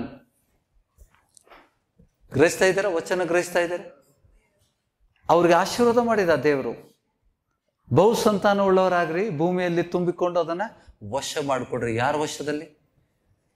ನೀವು ವಶ. ಈಗ ನಿಮ್ಗೆ ಯಾರಾದ್ರೂ ವಶ ಮಾಡ್ಕೊ ಅಂತಂದ್ರೆ ಅದು ಇನ್ನೊಬ್ಬರು ವಶದಲ್ಲಿ ಇದೆ, ಅದನ್ನು ವಶ ಮಾಡ್ಕೊ ಅಂತ ಹೇಳ್ತಾನೆ. पृथ्वी किसके वश में था? शैतान के वश में था। प्रभु ने बोला उनको, आदम और हवा को, पाप करने से पहले उनको बोला था कि जाकर तुम वश अपने कब्जे में ले लो, सबड्यू इट, ಅದನ್ನು ವಶ ಮಾಡ್ಕೊ ಅಂತ ಹೇಳ್ತಾನೆ. ओके, शैतान एक्टिव हो गया क्योंकि प्रभु ने उनको आशीष की और उनको अधिकार दिया, जाकर पृथ्वी को तुम्हारे कब्जे में ले लो। सो उसके बाद प्रभु ने आज्ञा दी दूसरे अध्याय में, तो तीसरे अध्याय में शैतान आ गया, एक्टिव बन गया। आज्ञा दिया ना, अभी इनको अपने वश में करना है। उसका उद्देश्य क्या है? ಯಾವಾಗ ದೇವರು ಆದಾಮ್ ಮತ್ತು ಅವಳಿಗೆ ಬೇರೆ ಆಜ್ಞೆ ಕೊಟ್ಟಿಲ್ಲ, ದಶಾಜ್ಞೆ ಕೊಟ್ಟಿಲ್ಲ. ಆತನು ಕೊಟ್ಟಿದ್ದು ಆ ಮರದ ಹಣ್ಣನ್ನು ತಿನ್ಬೇಡ, ತಿಂದ್ರೆ ನೀವು ಸಾಯ್ತೀರಿ ಅಂತ. So the law was given and the devil between, ಪಾಪ ಆಕ್ಟಿವ್ ಆಗಿಬಿಡ್ತು. ಸೊ ಅಲ್ಲಿಗೆ ಹೋದ ಅವನು. ಹೆಂಗ್ ಮೋಸ ಮಾಡಿದ? ಎಲ್ಲ ಮರದ ಹಣ್ಣು ತಿನ್ಬೇಡ ಅಂತ ಹೇಳ್ಯಾನೇನು? ಅವ್ರು ಚಾಡಿ ಮಾಡ್ತಾರಲ್ಲ, ಆ ರೀತಿ ಬಂದು भड़काया उसको. क्या प्रभु ने तुम्हें कोई भी झाड़ का फल मत खाओ बोला? शैतान है ना, सो वेरी स्मार्ट. तो इसने खोल दिया मुंह. इसने खोल दिया मुंह, सीक्रेट रिवील किया शैतान को।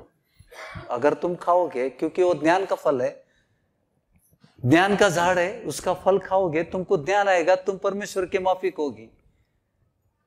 तो उसको अच्छा लगा, शैतान की सलाह अच्छा लगा, तो खुद खाई, पति को भी दी, तू भी खा ले। गया खड्डे में, दोनों खड्डे में गए। तब से पापी हो गया। वो उखाड़ के फेंक दिया उनको, उखाड़ के फेंक दिया उनको। वचन कहता है कि एदेन तोड़ से निकाला गया उनको, दे वर थ्रोन आउट। समझे? यही कह रहा है पौल।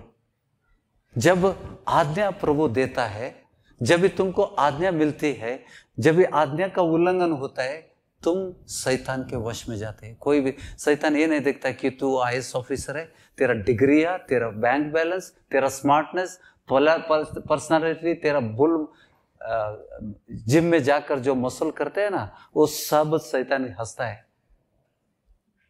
बॉडी बिल्डर को देखकर हंसता है। ಹೌದಾ, ಅವನು ನೋಡಿ ಹಿಂಗ್ ಮಾಡ್ತಿರ್ತಾನ, ಐ ಆಮ್ ವೆರಿ ಸ್ಟ್ರಾಂಗ್ ಅಂತ, I am Karnataka Kesari, mister India. तू मिस्टर इंडिया हो, मिसेस इंडिया बनो और मिस वर्ल्ड बनो, लेकिन शैतान के लिए तुझे एक काफी है। परमेश्वर का उल्लंघन, आज्ञा देना, उसके उल्लंघन करवाना शैतान योजना है। ಯಾರಿಗಾದ್ರೂ ತೊಂದರೆ ಆಗ್ತಾ ಇದೆ ಗ್ರಹಿಸ್ಲಿಕ್ಕೆ? ಅರ್ಥ ಆಗ್ತಾ ಇದೆಯಾ? ನಿಮಗೆ ನಿಮ್ಮ ಕಿವಿಗೆ ವಚನ ಬಿತ್ತು, ಯಾವ ದಿವಸ ನಿಮ್ಮ ಕಿವಿಗೆ ವಚನ ಬಿತ್ತು ಆ ದಿವಸ ಧರ್ಮಶಾಸ್ತ್ರ ನಿಮ್ಗೆ ಕೊಡಲ್ಪಡ್ತು. ಹೌದಾ? ನೀವು ಸಭೆಗೆ ಬಂದಾಗ ಕೆಲವೊಮ್ಮೆ ಇದು ನಮ್ಗೆ ಗೊತ್ತಾಗಿರ್ಲಿಲ್ಲ, ನಾನು ಓದಿರ್ಲಿಲ್ಲ, ಇವತ್ತಿಗೆ ನಿಮ್ಗೆ ವಚನ ಸಿಕ್ತು.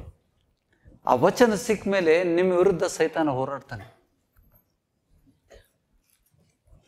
ಹಿ ಬಿಕಮ್ಸ್ ಆಕ್ಟಿವ್. ರೋಮನ್ 5ನೇ ಅಧ್ಯಾಯ 13ನೇ ವಚನ. ಓಕೆ, ಧರ್ಮಶಾಸ್ತ್ರ ಉಂಟಾದಕ್ಕಿಂತ ಮುಂಚೆ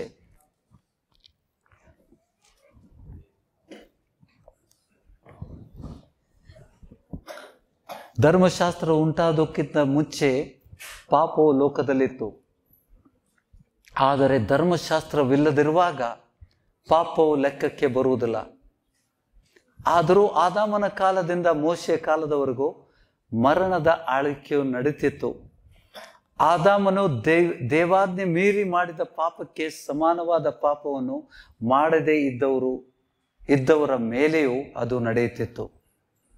ಆ ಆದಾಮನು ಬರಬೇಕಾದ ಒಬ್ಬಾತನಿಗೆ ಸೂಚಕ ಪುರುಷನಾಗಿದ್ದನು. ಮೊದಲನೇ आदम, 2ನೇ आदम, 2 आदम की बात कह रहे हो। पहला आदम के द्वारा हमने गलती नहीं की, उसकी गलती वजह से वो पाप हमको भी आ गए। आदम के द्वारा पाप इस पृथ्वी पे आ गया, शैतान एक्टिव हो गया, और यीशु के द्वारा वो पाप को निकाला गया। यीशु पर विश्वास करने से पाप तुम्हारे जीवन से निकल गया, ಸೈತಾನ್ ನಿಕಲ್ ಗಯ. ನಿಮ್ಮ ಜೀವನದಲ್ಲಿ ಸೈತಾನ ದೂರ ಇಡಬೇಕಾದ್ರೆ ಪಾಪ नहीं करना. Okay, so when you break the law, अभी नया करार में भी है ना, एक दूसरे से प्रेम करो, ये मैं मेरी नया आज्ञा देता हूं, मैं एक तुमको नया आज्ञा देता हूं. वो क्या है? जिस तरह से मैंने प्रेम किया उसी तरह से तुम एक दूसरे का प्रेम करो. ಹೌದಾ? ಕನ್ನಡದಲ್ಲಿ ಯಾರು ಹೇಳ್ತೀರಿ? ನಾನೊಂದು ನಿಮಗೆ ಹೊಸ ಆಜ್ಞೆಯನ್ನು ಕೊಡ್ತೇನೆ, ನಾನು ನಿಮ್ಮನ್ನ ಪ್ರೀತಿಸಿದ ಮೇರೆಗೆ ನೀವು ಒಬ್ಬರೊಬ್ಬರನ್ನ ಪ್ರೀತಿಸ್ರಿ. ನಾನು ನಿಮ್ಮನ್ನ ಪ್ರೀತಿಸಿದ ಮೇರೆಗೆ, व्हाट इज अ मॉडल? जिस तरह मैंने तुम्हें प्रेम किया उसी तरह से एक दूसरे का प्रेम करो, इससे लोग तुमको मेरे शिष्य जानोगे. ये वचन तुमको मिला और उसके विरुद्ध में आपने प्रेम करने के बजाय लड़ाई किया या किसी के खिलाफ छाड़ी की, चुगली की, क्या हो गया?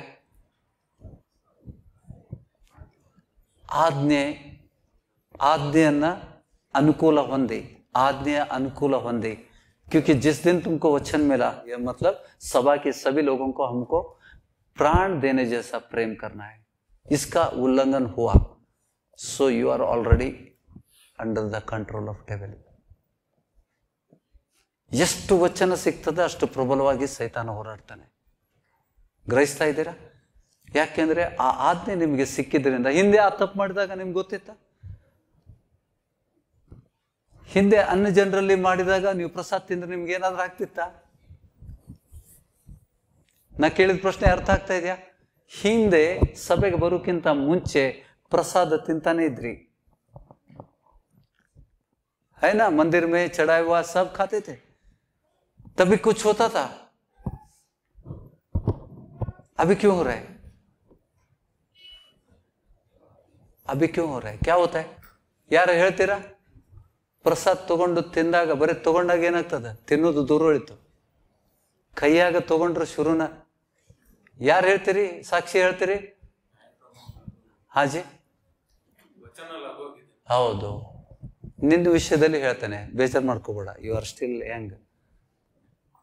भाई फैक्ट्री में काम कर रहे थे, मूर्ति पूजा पहले से ही कर रहे थे वो. अभी मसीहा में आए, इस सभा में आ गए. ಹೌದಾ? ಮಾಡ್ತಿದ್ದೆ. ಅವಾಗ ಏನಾಗಿಲ್ಲ. ಸಿ, जब भी तुमको वचन, परमेश्वर का वचन का ज्ञान मिला, ಧರ್ಮಶಾಸ್ತ್ರ ನಿಂಗೆ ಸಿಗ್ತಲ್ಲ ಈಗ.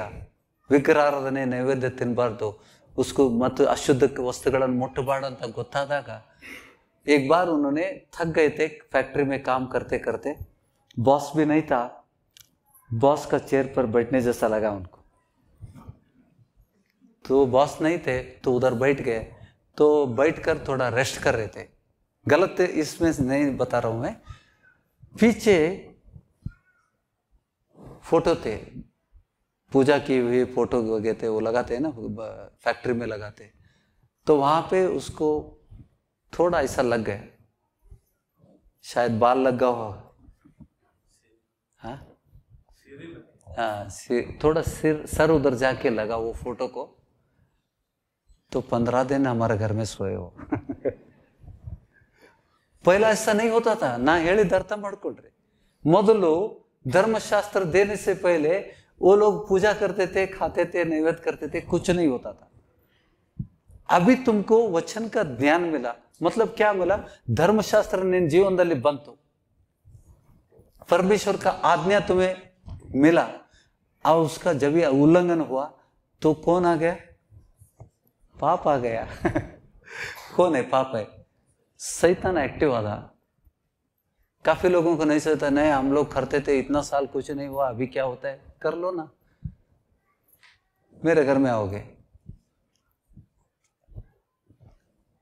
बार बार गलतियां नहीं करना, ये समझा रहा हूं मैं.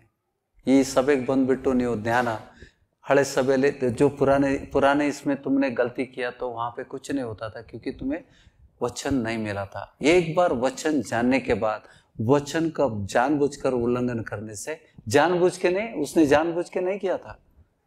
Did you do it deliberately? नहीं. उनको थोड़ा एक कमर पकड़ा था तो ऐसा बैक रेस्ट लेने के लिए थोड़ा पीछे हट गए. जाकर वो फोटो को उनको सर लगा. बहुत तकलीफ हुआ उनको 15 दिन. ये 15 दिवस जास्ती. I don't count the numbers. अवंत 1 महीना बोल रहा है, मुझे याद नहीं. 1 महीना उसको बहुत तकलीफ हुआ. Are you getting the word? आज का वचन का साक्ष्य है.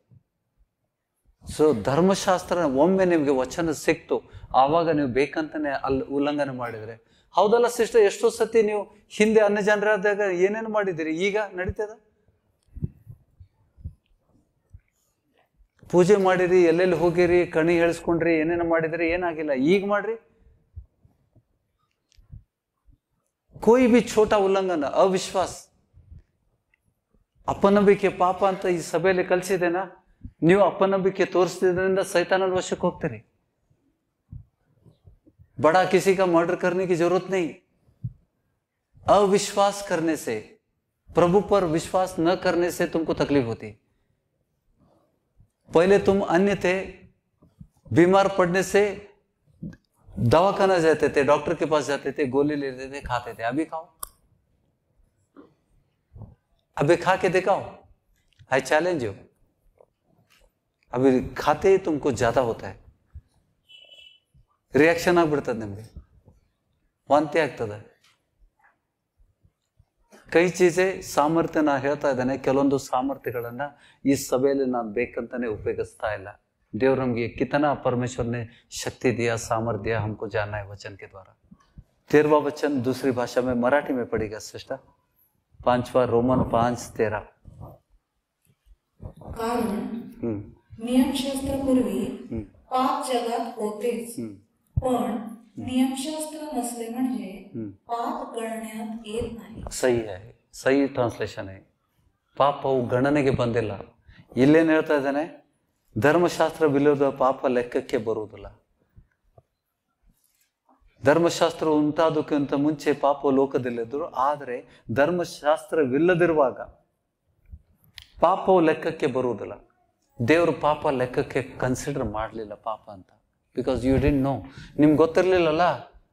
ಅನ್ಯ ಜನರಿದ್ದಾಗ ನೈವೇದ್ಯ ತಿನ್ನೋದು ತಪ್ಪು, ಮೂರ್ತಿ ಪೂಜೆ ಮಾಡೋದು ತಪ್ಪು ಅಂತ ನಿಮ್ಗೆ ಗೊತ್ತಿರಲಿಲ್ಲ. ಅದಕ್ಕೆ ದೇವರು ಅದನ್ನ ಲೆಕ್ಕಕ್ಕೆ ಹಾಕ್ಲಿಲ್ಲ. ನಿಮ್ಗೆ ಹಾಕಿದ್ರೆ ನಾವು ಶೆಡಿಗೆ ಹೋಗ್ಬಿಡ್ತಿದ್ದೆ ಅವಾಗ. जब तुम मसीहा में आ गए तो वचन हाथ में मिल गया, तो वचन के द्वारा तुम्हें पता चला कि मूर्ति पूजा करना गलत है, परमेश्वर को क्रोध दिलाता है. हमने वचन में सुना है, पढ़ा भी है. अगर अभी तुम करोगे, पहला कुछ नहीं हुआ, लेकिन अभी करोगे, तुम परमेश्वर की तरफ से शैतान के वश में जाओगे. Are you getting it? उदाहरण के द्वारा मैं बता रहा हूं ये चीज. ಎಷ್ಟು ಜನ ಗೊತ್ತಾಗ್ತಾ ಇದೆ? ಎಷ್ಟು ಜನ ಆಕ್ಟಿವ್ ಇದ್ದೀರಿ? ಆಕ್ಟಿವ್ है, समझ रहे वचन समझ रहे? ಈಗ ಸಭೆಗೆ ಬಂದು ನಿಮ್ಗೆ ವಚನ ಗೊತ್ತಾಗಿಲ್ಲ, ಗೊತ್ತಿದೆ, ಆದರೂ ಕೂಡ ನೀವು ಉಲ್ಲಂಘನೆ ಆದರೆ ನೀವು ಸೈತಾನನ ವಶದಲ್ಲೇ ಇರ್ತೀರಿ. You will not come out. ಅದಕ್ಕೆ ಎಷ್ಟೋ ಜನರ ಪ್ರಾರ್ಥನೆ ಕೂಡ ದೇವರು ಕೇಳ್ತಾ ಇಲ್ಲ. क्यों प्रभु नहीं सुनता है प्रार्थना? किसकी प्रार्थना सुनता है? किसकी प्रार्थना? नीतिमान बनना है हमको. अविश्वास करने से भी देखो, पुराने करार के लोग कैसे नष्ट हो गए, नाश हो गए. लाखों निकले थे, 30-40 लाख लोग निकले थे मिस्र देश से मूसा के द्वारा. मूसा ने उनको बाहर लेके आए. बहुत बड़ा समूह था वो. ಎಷ್ಟು ಜನ? 30-40 ಲಕ್ಷ ಜನ ಬಂದಾರ. ಅಲ್ಲಿ ಹೋಗಿ ಸೇರಿದವ್ರು ಯಾರು? दूध और मध का देश था. इस्राएल देश में जब भी पहुंचे, कितने लोग गए अंदर? 2 ही लोग. जोशुआ गया और कालेब गया. याक ಬಾಕಿಯವರೆಲ್ಲ ಹೋದ್ರು? They did not enter. 30 lakh ಜನ ನಾಶ ಆದ್ರು. 30 लाख 40 साल में 30 लाख मारे गए परमेश्वर की शिक्षा से. वचन बताता है कि अविश्वास के कारण उन्होंने अद्भुत देखा था, परमेश्वर का सामर्थ्य को देखा था, और 40 साल उन्होंने मेहनत नहीं की. उनके शरीर पर के कपड़े फटे नहीं, उनके जूते उनके साथ बढ़ रहे थे. बाटा कंपनी नहीं थी तभी. समझ गए? वचन को समझो करो. इतना बड़ा अद्भुत किया, तो उस अद्भुत को देखते हुए भी ये लोगों ने परमेश्वर का शक किया, विश्वास नहीं किया. तो इसके लिए प्रभु ने उनको मार दिया. वही प्रभु का सेवा कर रहे हैं ना भाई. अरे वही प्रभु का सेवा कर रहे हैं. अगर अविश्वास कितनी बड़ी पाप है. नित्य जीव ಕಳ್ಕೋತೇವೆ ಅಪನಂಬಿಕೆ. ನಾವು ಹೇಳ್ತೇವೆ, ಎಲ್ಲರೂ बोलते, हम सभी लोग बोलते हैं कि मैं विश्वास करता हूं, हम जिएंगे प्रभु के लिए, हम मरेंगे. ये बोलने की बात होगी. मैं किसी को रेफर नहीं कर रहा. बेचारे उसने कहा, उसके I am not referring you. बता ओके. ಕಾಫಿ लोग कहते, ಎಷ್ಟು ಜನ ಹೇಳ್ತೀರಿ ಯೇಸು ಸ್ವಾಮಿ ನಂಬ್ತೀರಿ ಅಂತಂದ್ರೆ ಎಲ್ಲರೂ ಕರೀತೀರಿ. इडी जगत हत्ते अल्लाह विषय सभा की हर एक विश्वासी हाथ ऊपर करता है, मैं प्रभु पर विश्वास करते हो. तो गोली फेंक.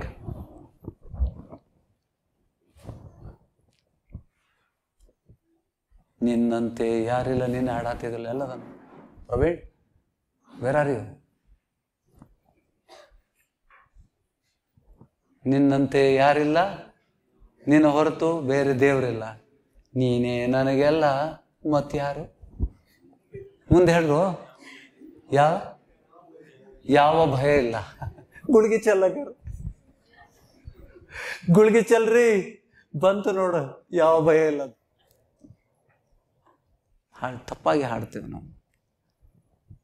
अपनंबिके अविश्वास है ना, पाप है. अविश्वास के कारण काफी लोगों को व्यवस्था है ना, वो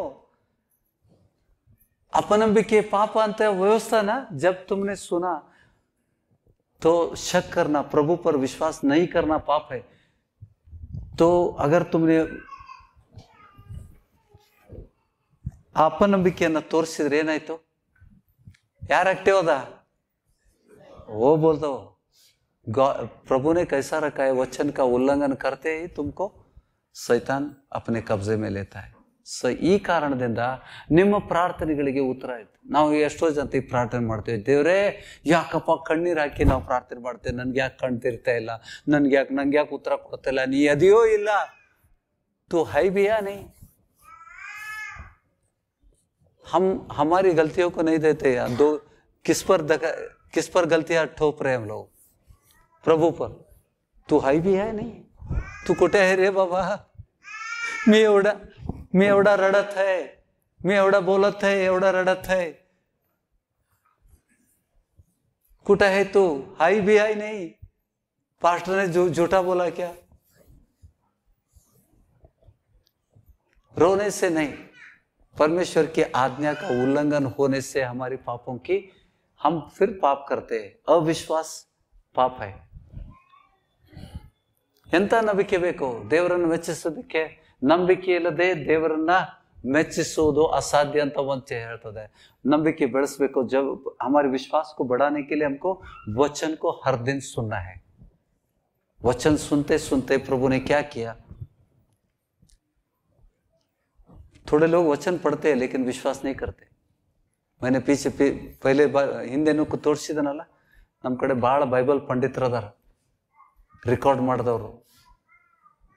गिनीज वर्ल्ड रिकॉर्ड किए हुए लोग हैं हमारे सभा में. गोली फेंको बोले तो नहीं होता है. ಸಿ तुम कितना भी करो, ಏನು ಬೇಕಾದಷ್ಟು ಗುದ್ದಾಡ್ರಿ ನೀವು, ದೇವರ ಆಜ್ಞೆ ಉಲ್ಲಂಘನೆ ಆಯಿತು ಅಂತಂದ್ರೆ ನೀವು ಸೈತಾನನ ವಶದಲ್ಲಿದ್ದೀರಿ. You may be very strong person, बचपन से तुमको मेडल मिला होगा, ताकतवर होगा, लेकिन शैतान के वश में रहते हैं.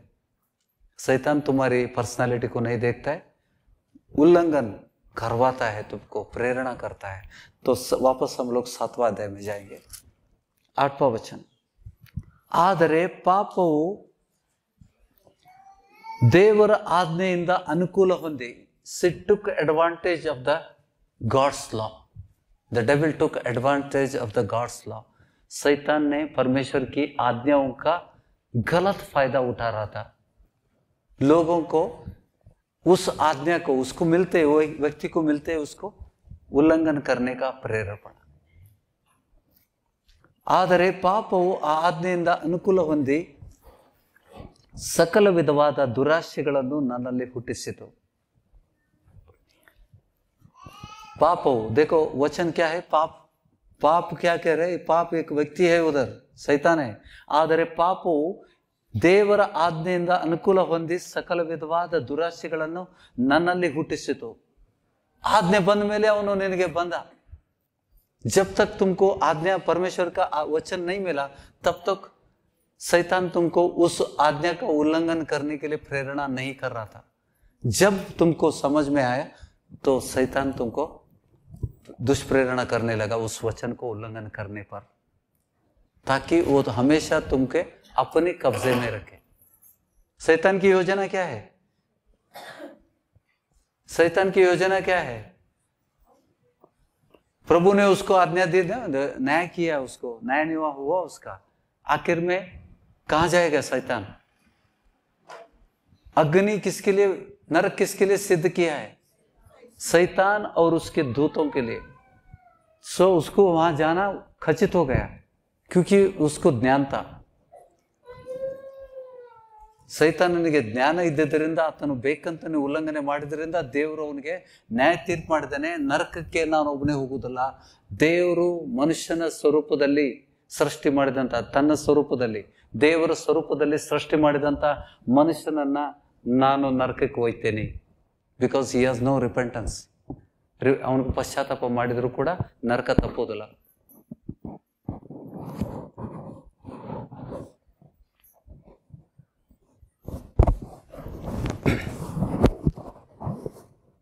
ಆದರೆ ಪಾಪವು ಆಜ್ಞೆಯನ್ನು ಅನುಕೂಲ ಹೊಂದಿ ಸಕಲ ವಿಧವಾದ ದುರಾಶೆಗಳನ್ನು ನನ್ನಲ್ಲಿ ಹುಟ್ಟಿಸಿತು. ಧರ್ಮಶಾಸ್ತ್ರವು ಇಲ್ಲದಿರುವಾಗ ಪಾಪವು इनएक्टिव अचेतनವಾಗಿತ್ತು. देखो उस भाग को मैं कोई मराठी में पढ़िएगा 8वां वचन. पापाने संधी साधून ह्या आज्ञेच्या योगे माझ्यामध्ये सर्व प्रकारचा लोभ निर्माण केला होता. कारण नियमशास्त्र वाचून पाप निर्जीव आहे. निर्जीव, नियमशास्त्र आने से पहले पाप निर्जीव था. मतलब शैतान इनएक्टिव था. परमेश्वर का आज्ञा तुमको मिलने के तुरंत, इसके लिए प्रभु का वचन के पास सभा जाने के लिए, जहां पे छुटकारा मिलता है वहां पे युद्ध करता है शैतान. कल रात को बात किया शैतान उनके द्वारा. कल सभा को जाने का उसको दाह है. उसको रोकने के लिए उसको मैं पेट में दर्द दिया है. इधरला ताई इधरला निन्ने माताड़ता सभा जाना चाहती हो, उसको मन है सभा में आने का, लेकिन उसको रोकने के लिए कर रहे हैं.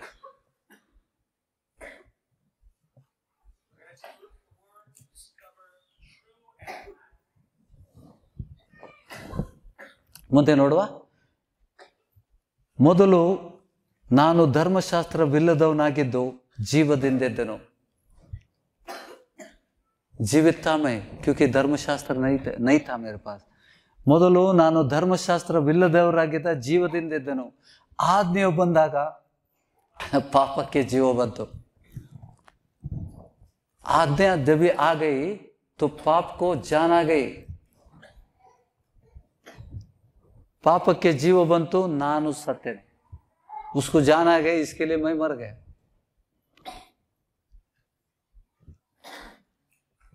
ಜೀವಿಸುವುದಕ್ಕಾಗಿ ಕೊಟ್ಟಿರುವ ಆಜ್ಞೆ ಮರಣಕ್ಕೆ ಕಾರಣವಾಯಿತೆಂದು ನನಗೆ ಕಂಡು ಬಂತು.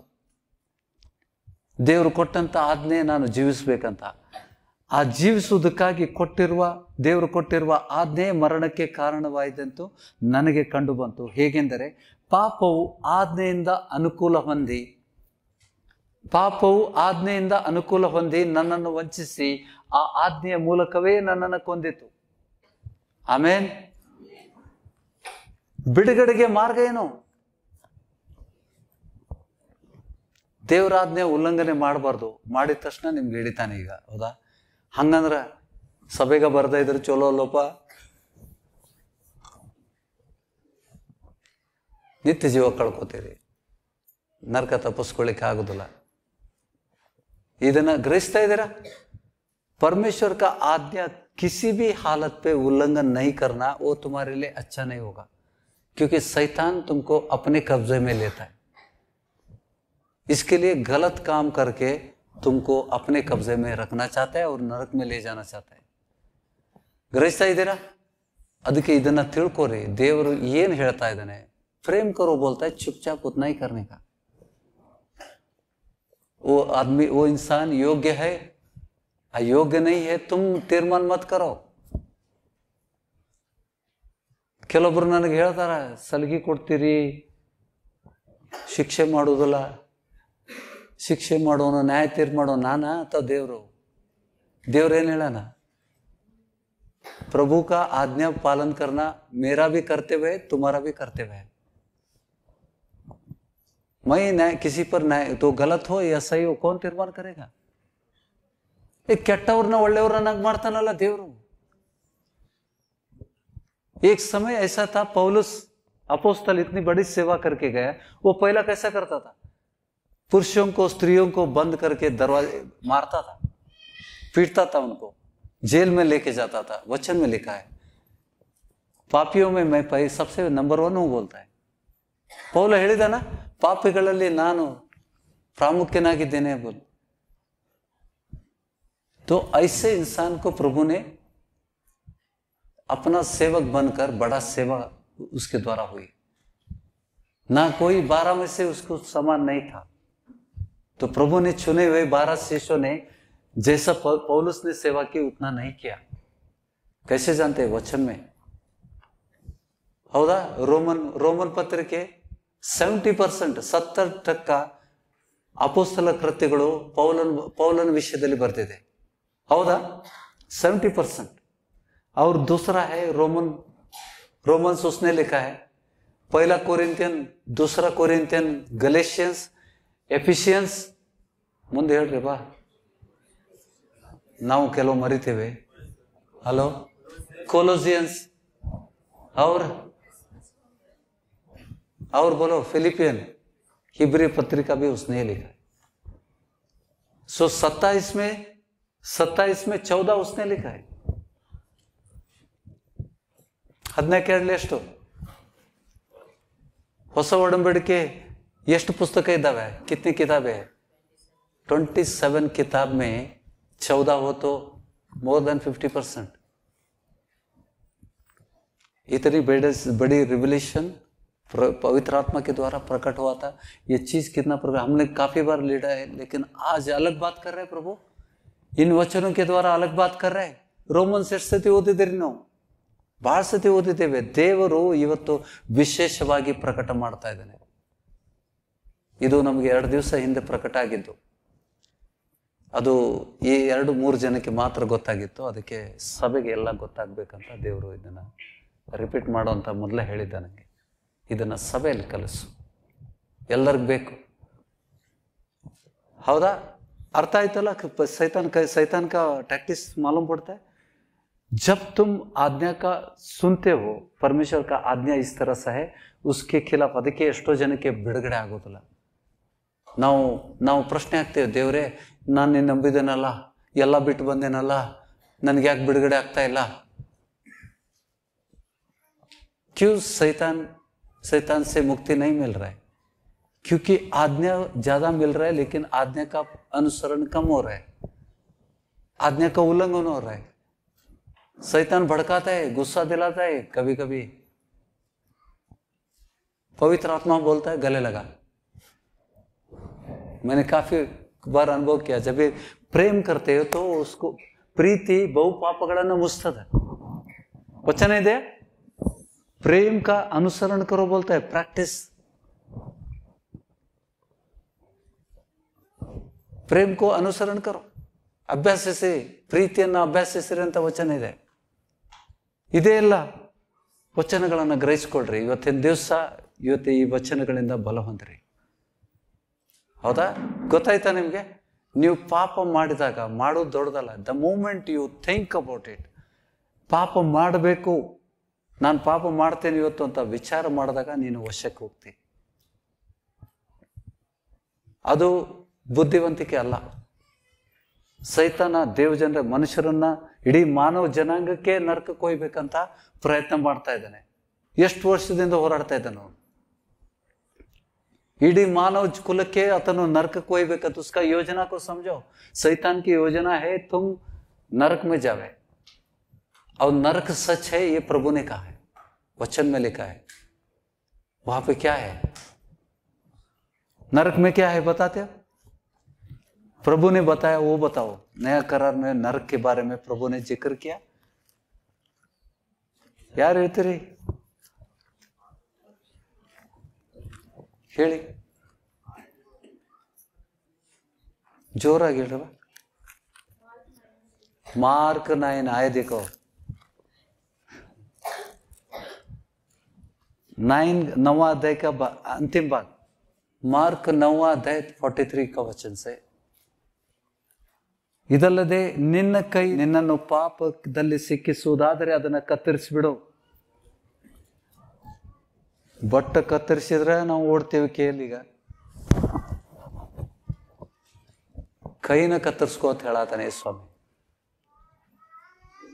ಇದಲ್ಲದೆ ನಿನ್ನ ಕೈ ನಿನ್ನನ್ನು ಪಾಪದಲ್ಲಿ ಸಿಕ್ಕಿಸುವುದಾದರೆ ಅದನ್ನು ಕತ್ತರಿಸಿಬಿಡು. 2 ಕೈಯುಳ್ಳವನಾಗಿದ್ದು ಆರದ ಬೆಂಕಿಯಾಗಿರುವ ನರಕದಲ್ಲಿ ಬೀಳುವುದಕ್ಕಿಂತ. ಪ್ರಭು यीशु कह रहा है कि वहां पे आग बुझता नहीं.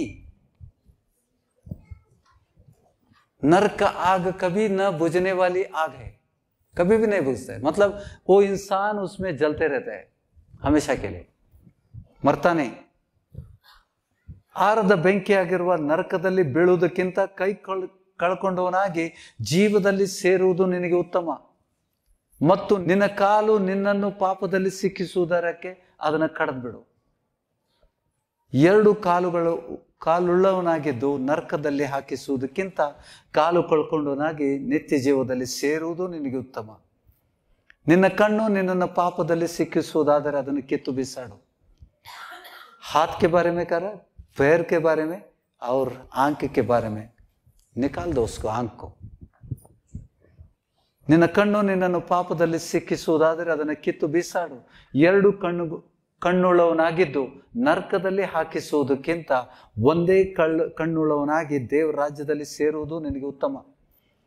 ನರಕದಲ್ಲಿ ಏನಿದೆ ಮತ್ತು 48ನೇ ವಚನ, ನರಕದಲ್ಲಿ ಅವರನ್ನು ಪಾಪದಲ್ಲಿದ್ದಂಥ ಜನರನ್ನ ಕಡಿಯುವ ಹುಳವು ಸಾಯುವುದಿಲ್ಲ. ಕಾಟ್ನೆ ವಾಲಿ ಕೀಡೆ ಹೋ ನೈ ಮರ್ತೆ. ಬೆಂಕಿ ಆರುವುದಿಲ್ಲ. ಪ್ರತಿಯೊಬ್ಬನಿಗೂ ಬೆಂಕಿ ಎಂಬ ಉಪ್ಪಿನ ಹದವು ಕೊಡಲ್ಪಡಬೇಕು. ಉಪ್ಪು ಒಳ್ಳೆ ಪದಾರ್ಥವೇ, ಉಪ್ಪು ಸಪ್ಪೆ ಆದರೆ ಅದರಿಂದ ಇನ್ನಾತರಿಂದ ರುಚಿಗೊಳಿಸುವಿರಿ. देखो नरक के बारे में प्रभु ने बोला है वो भयानक है. अगर तेरे पैर हाथ और आंख तुझे पाप करने पर प्रेरणा करते उसको काट डाल बोलता है.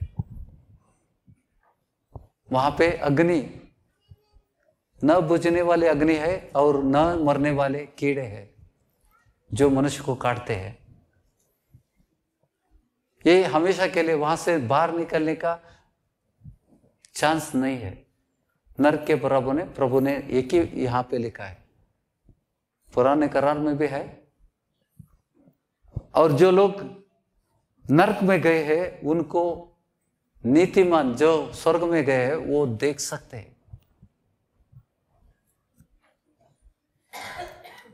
ಯೆಶಾಯನ ಗ್ರಂಥ 66 लास्ट वचन लास्ट अध्याय. ಅದಕ್ಕೆ ಬಹಳ ಜನ ವಚನ ಕೊಡಕ್ಕೆ ಹೋಗುದಿಲ್ಲ. जो वचन है ना 22ನೇ ವಚನ 22वां वचन में हम पढ़ेंगे 22 से 24 वचन. ಓದುವ. ನಾನು ಸೃಷ್ಟಿಸುವ ನೂತನ ಆಕಾಶ ಮಂಡಲವು ನೂತನ ಭೂಮಂಡಲವು. ಹೌದಾ? ಯಾವಾಗ? ಹೊಸ ಒಡಂಬಡಿಕೆ ಯೇಸು ಸ್ವಾಮಿ ಬಂದ ಮೇಲೆ ನೂತನ ಆಕಾಶ ನಾನು ಸೃಷ್ಟಿಸುವ ನೂತನ ಆಕಾಶ ಮಂಡಲವು ನೂತನ ಭೂಮಂಡಲವು ನನ್ನ ಮುಂದೆ ಸ್ಥಿರವಾಗಿ ನಿಲ್ಲುವ ಪ್ರಕಾರ ನಿಮ್ಮ ಸಂತತಿಯು ನಿಮ್ಮ ಹೆಸರು ಸ್ಥಿರವಾಗಿ ನಿಲ್ಲುವುದು. ರಕ್ಷಣೆ ಹೊಂದಿದಂಥ ಜನರಿಗೆ ಹೇಳ್ತಾ ಇದ್ದಾನೆ. ಪ್ರತಿಯೊಂದು ಅಮಾಸೆಯಲ್ಲಿಯೂ ಒಂದೊಂದು ಸಬ್ಬತ್ ದಿನದಲ್ಲಿಯೂ ಸಕಲ ನರಜನ್ಮದವರು ನನ್ನ ಸನ್ನಿಧಿಯಲ್ಲಿ ಎರಗುವುದಕ್ಕೆ ಬರೋರು. ಇದು ಯೆಹೋವನ ನುಡಿ. ಯಾರ್ದು? ಪರಮೇಶ್ವರ ಕ. ಅವರು ಆಚೆ ಹೋಗಿ ರಕ್ಷಣೆ ಹೊಂದಿದಂಥ ವಿಶ್ವಾಸಿಗಳು ಆಚೆ ಹೋಗಿ ನನಗೆ ದ್ರೋಹ ಮಾಡಿದವರ ಹೆಣಗಳನ್ನು ನೋಡುವರು. उनकी जलती हुई अग्नि को उनके शरीर को देखेंगे. ಹೆಣಗಳನ್ನು ನೋಡೋರು ಅವುಗಳನ್ನು ಕಡಿಯುವ ಹುಳು ಸಾಯುವುದಿಲ್ಲ. ಆ ಹೆಣಗಳನ್ನು ಕಡಿಯುವ ಹುಳು ಸಾಯುವುದಿಲ್ಲ, ಸುಡುವ ಬೆಂಕಿ ಆರುವುದಿಲ್ಲ. ಅವು ಲೋಕದವರಿಗೆಲ್ಲ ಅಸಹ್ಯವಾಗಿರುವುದು. ಆಮೇಲೆ 24वां वचन देखिए, मराठी में पढ़े 24. ज्या मनुष्यांनी माझ्या विरुद्ध बंड केले त्यांची प्रीती ते बाहेर जाऊन पाहतील, कारण त्यास लागलेली कीड कधी मरावायची नाही, त्यास लागलेला अग्नी कधी विझावायचा नाही. सर्व मानवजातीस त्यांची कीडच येईल. आमेन. देखो नरक के बारे में वचन में किस तरह से स्पष्ट से लिखा है. वो आग नहीं बुझती और कीड़े नहीं मरते, खाते रहते. वो शरीर को खाते रहते. यातना से भरी हुई जगह है वो मनुष्य के लिए प्रभु ने सिद्ध नहीं किया. शैतान और उसके दूतों के लिए किया, और जो परमेश्वर का आज्ञा का उल्लंघन करता है, इसके लिए परमेश्वर का आज्ञा आने के बाद शैतान एक्टिव हो गया। तो सबसे बड़े नया करार में क्या आज्ञा देता है प्रभु? तेरा परमेश्वर को पूर्ण हृदय से, पूर्ण आत्मा से, पूर्ण बल से, पूर्ण शक्ति से प्रेम कर। और दूसरी आज्ञा है, तेरा पड़ोसियों को जिस तरह तू तुझे प्रेम करता है उसी तरह से उनको प्रेम कर। ये दो आज्ञा दिया, मतलब इंसान को द्वेष कर ही नहीं सकता है तुम। ದೇವರ ಹೌದಾ, ನಾವೆಲ್ಲ ಕೇಸ್ ಹಾಕೊಂಡು ಕುಂತೇವೆ ಸಂಬಂಧಿಕರ ಮೇಲೆ, ಕೇಸ್ ಹಾಕೊಂಡು ಕುಂತೇವೆ ನಾವು.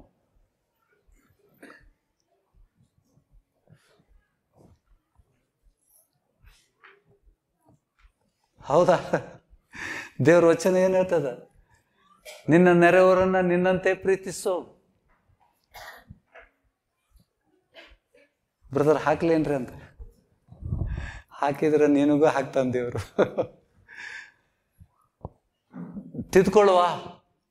ತಿದ್ಕೊಳ್ಳುವ ನೋಡಿ, ನಿನ್ನ ಸರ್ವಸ್ವವನ್ನು ಬಿಟ್ಟು ಬಾ ಅಂತಾನೆ ಸ್ವಾಮಿ. ಅದನ್ನ ನಾವು ಮಾಡಲಿಲ್ಲ ಅಂದ್ರೆ ನಾವು ಸೈತಾನನ ವಶದಲ್ಲಿರ್ತೇವೆ. इस सभा से वो जानकारी मिली है ना तुमको? 3 जगह पे प्रभु ने कहा कि तेरा सब कुछ त्याग करके मेरा शिष्य बन। अगर तुम त्याग नहीं किया और शिष्य नहीं बने, तुम वश में हो, 100%. ನಿನ್ನ ಆಸ್ತಿಪಾಸ್ತಿಗಳನ್ನ ಬಿಟ್ಟು ನೀನು ಶಿಷ್ಯನಾಗಿ ಬರಲಿಲ್ಲ ಅಂತಂದ್ರೆ ನೀನು ನಿನ್ನ ಪ್ರಾರ್ಥನೆಗೆ ಉತ್ತರ ಸಿಗುವುದಿಲ್ಲ. क्यों हमारी प्रार्थना का उत्तर नहीं मिल रही? क्योंकि हम परमेश्वर की आज्ञा को नजरअंदाज कर रहे. कई चीजें हमको पसंद नहीं, उसको उड़ा देते हमने. जैसे कि मैंने नहीं सुना, आई नॉट हर्ड इट. ये सभा में आया, तुमने नहीं सुना. ಈ ಸಭೆಯಲ್ಲಿ ಇದ್ದಾಗ ಅಯ್ಯೋ ನಾವೆಲ್ಲ ಆಸ್ತಿ ಮಾಡ್ಕೊಳ್ಳೋದಲ್ಲ, ನಮ್ಗೆ ವಚನ ಸಿಕ್ಕೊಳ್ಳೆ, ಒಳ್ಳೆ ವಚನ ಕೊಟ್ರು, ಇಂಥ ಸೇವಕರು ಸಿಕ್ಕೇ ಇಲ್ಲ, ಸೇವಕರನ್ನ ತಲೆ ಮ್ಯಾಗ ಇಟ್ಕೊಂಡ್ರು. ಸಮಯ ಬಂದ್ಮೇಲೆ ಕೆಳಗೆ ಇಟ್ಟು ಹೋಗಿ ಮನೆ ತಗೊಂಡು ಎಲ್ಲಿಗೆ ಹೋದ್ರು, ಯಾರ ವಶಕ್ಕೆ ಹೋದ್ರು?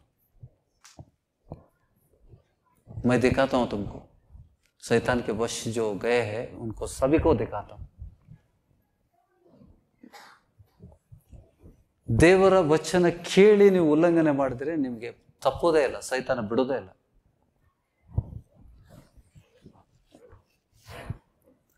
ಇನ್ನೂ ಸಮಯ ಇದೆ. ನಿಮ್ಗಿರುವುದನ್ನೆಲ್ಲ ಮಾರಿ ಸ್ವಾಮಿನ ಹಿಂಬಾಲಿಸ್ರಿ, ನರಕ ತಪ್ಪಿಸ್ಕೋತೀರಿ. ಆ ಸಭೆಗೆ ಹೋಗಿದ್ದೀವಲ್ಲ, ಸ್ವಾಮಿ ಸಭೆ, ಹೌದು ಸ್ವಾಮಿ ಸಭೆ. ಸ್ವಾಮಿ ಹೇಳಿದಾನೆ, ಹಣಜಿ ಮತ್ತು ಗೋಧಿ ಒಟ್ಟಿಗೆ ಬೆಳಿಲಿ. ಅದಕ್ಕೆ ವಿಚಾರ ಮಾಡ್ರಿ. ಬಡವರಿಗೆ ದಾನ ಮಾಡಂತಾನೆ. ಅಯ್ಯಯ್ಯೋ, ನಿನ್ನ ಸರ್ವಸ್ವವನ್ನು ಮಾರಿ, ನಿನಗಿರುವುದನ್ನೆಲ್ಲ ಮಾರಿ, ನಿನ್ನ ಬದುಕನ್ನೆಲ್ಲ ಮಾರಿ, ಬಡವರಿಗೆ ಕೊಟ್ಟು, गरीबों को देकर मेरे पीछे. ये प्रभु की वाणी है. कितने लोग अनुसर कर रहे हैं? जो नहीं करते स्वर्ग में प्रवेश नहीं है. You may not like it. आपको अच्छा नहीं लगेगा शायद मेरी वचन है, लेकिन परमेश्वर का वचन है. परमेश्वर का सेवक हो, हमेशा परमेश्वर को खुश करता हूं. है सभा में है, ये लोग किए हुए लोग है, ಎಲ್ಲ ತ್ಯಜಿಸಿ ಬಂದವರಿದ್ದಾರೆ.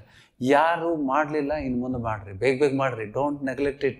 ಅದು ಒಂದು ಕಾರಣಕ್ಕೋಸ್ಕರ ನರಕಕ್ಕೆ ಹೋಗ್ತೀರಿ. ಗ್ರಹಿಸ್ತಾ ಇದ್ದೀರಾ? और किस आधार पर तुम लोग आ गए पुनः से? किसके भरोसे पे? सेवक के भरोसे पे या प्रभु के भरोसे पर आ रहा. मैंने जो किया है वो कर रहा हूं मैं सब कुछ त्याग करके आया. मैं देखा ही नहीं उसका कीमत क्या है. ಹಣ ಮುಖ್ಯ ಅಲ್ಲ, ದೇವ್ರ ಮುಖ್ಯ ಅಲ್ಲ. ಯೇಸು ಸ್ವಾಮಿನ ಮೆಚ್ಚಿಸ್ಬೇಕಂದ್ರೆ ನೀ ಎಲ್ಲಾ ಬಿಟ್ಟು ಬರಲೇಬೇಕು. ಹೌದಾ? ಹೇಳಿದಾನ? ಗಂಟು ಕಟ್ಕೊಳ್ದೆ ಹೇಗೆ? ಅಲ್ಲಿಗೆ ಲಾಸ್ಟ್ ವರ್ಡ್ ಇವತ್ತಿನ ಕೊನೆಯ ವಚನ ಕೊಡ್ತೇನೆ. ಇದ್ದಾರೆ, ನನ್ನ ಸಭೆಯಲ್ಲಿ ಇದ್ದಾರೆ. I am very happy with some people. ಕೇವಲ ಕೆಲವೊಂದು ವ್ಯಕ್ತಿಗಳಿಗೋಸ್ಕರ ನಾನು ಸಂತುಷ್ಟನಾಗಿದ್ದೇನೆ, ಈ ಸಭೆಗೆ ಬಿಟ್ಟು ಈ ಊರು ಬಿಟ್ಟು ಹೋಗ್ತಾ ಇಲ್ಲ, ಇಲ್ಲಾದ್ರೂ ಹೋಗ್ತಿದ್ದೆ. ಸಭೆಯಲ್ಲಿ ಒಳ್ಳೆಯವರಿದ್ದಾರೆ. 18ನೇ ಅಧ್ಯಾಯ 18ರ ಅಧ್ಯಾಯ ಲೂಕ 18 22 ವಚನ 21ನೇ ವಚನದಿಂದ ನೋಡಿದ್ರೆ ಗೊತ್ತಾಗ್ತದೆ ಈ ವಚನ मैंने बहुत बार दिया है लेकिन 22वां वचन प्रभु कुछ कह रहा है. ಪರಲೋಕದಲ್ಲಿ ಗಂಟು ಕಟ್ಕೋ ಅಂತ ಹೇಳ್ಯಾನ. ಕೈಸಾ ಸ್ವರ್ಗ ಮೇ धन इकट्ठा करना. प्रभु बोला ये धन इधर मत करो, स्वर्ग में धन इकट्ठा करो, जहां धन है वहां तेरा मन है. ಎಲ್ಲಿ ಗಂಟುಂಟು? ಎಲ್ಲಿ ಕಟ್ತೀರಿ? ಈಗ ಹೆಂಗ್ ಕಟ್ಟೋದು? ಪಾಸ್ಟರ್ ಹೇಳಲೇ ಇಲ್ಲ ಹೆಂಗ್ ಕಟ್ಟೋದು. ಅದನ್ನ ಹೇಳ್ಬೇಕಾದ್ರೆ ಕಿವಿ ಮುಚ್ಕೊಂಡ್ಬಿಡ್ತಾರೆ. ನೀವು ಸಭೆಯಲ್ಲಿ ನಿಲ್ಲಬೇಕು ಅಂದ್ರೆ ಇದನ್ನು ಮಾಡಲೇಬೇಕು. If you want to be in this church, ಈ ಸಭೆಯಲ್ಲಿ ನೀವು ಇರಬೇಕು ಅಂದ್ರೆ ಇದನ್ನ ನೀವು ಕೈಗೊಳ್ಳಲೇಬೇಕು. ಆಮೇಲೆ ನೋಡಿ ವಚನ ನೋಡಿ 21ನೇ ಜನ. ಅದಕ್ಕವನು, ನಾನು ಆ ಶ್ರೀಮಂತ ಮನುಷ್ಯ ಯಹೂದಿ ತನ್ನ ಆಜ್ಞೆಗಳನ್ನು ಎಲ್ಲಾ ಕಳ್ಕೊಂಡು ಯೇಸು ಹೇಳಿದಂತ ಎಲ್ಲ ವಿಷಯಗಳನ್ನು, ನೀನು ಹೇಳಿದಂತ ಆಜ್ಞೆಗಳನ್ನ ಚಿಕ್ಕಂದಿನಿಂದಲೂ ಇವೆಲ್ಲಕ್ಕೂ ಸರಿಯಾಗಿ ನಡ್ಕೊಂಡು ಬಂದಿದ್ದೇನೆ ಎಂದು ಹೇಳಲು ಯೇಸು ಅದನ್ನ ಕೇಳಿ ಅವನಿಗೆ, ಇನ್ನೂ ನಿನಗೆ ಒಂದು ಕಡಿಮೆ ಉಂಟು. ಇನ್ನೊಂದು ಕೆಲಸ ಮಾಡ್ಬೇಕು. ನೀನು ನಿನ್ನ ಬದುಕನ್ನೆಲ್ಲ ಮಾರಿ ಬಡವರಿಗೆ ಹಂಚಿಕೊಡು, ಪರಲೋಕದಲ್ಲಿ ನಿನಗೆ ಸಂಪತ್ತಿರುವುದು. ನೀನು ಬಂದು ನನ್ನನ್ನು ಹಿಂಬಾಲಿಸು ಎಂದು ಹೇಳಿದನು.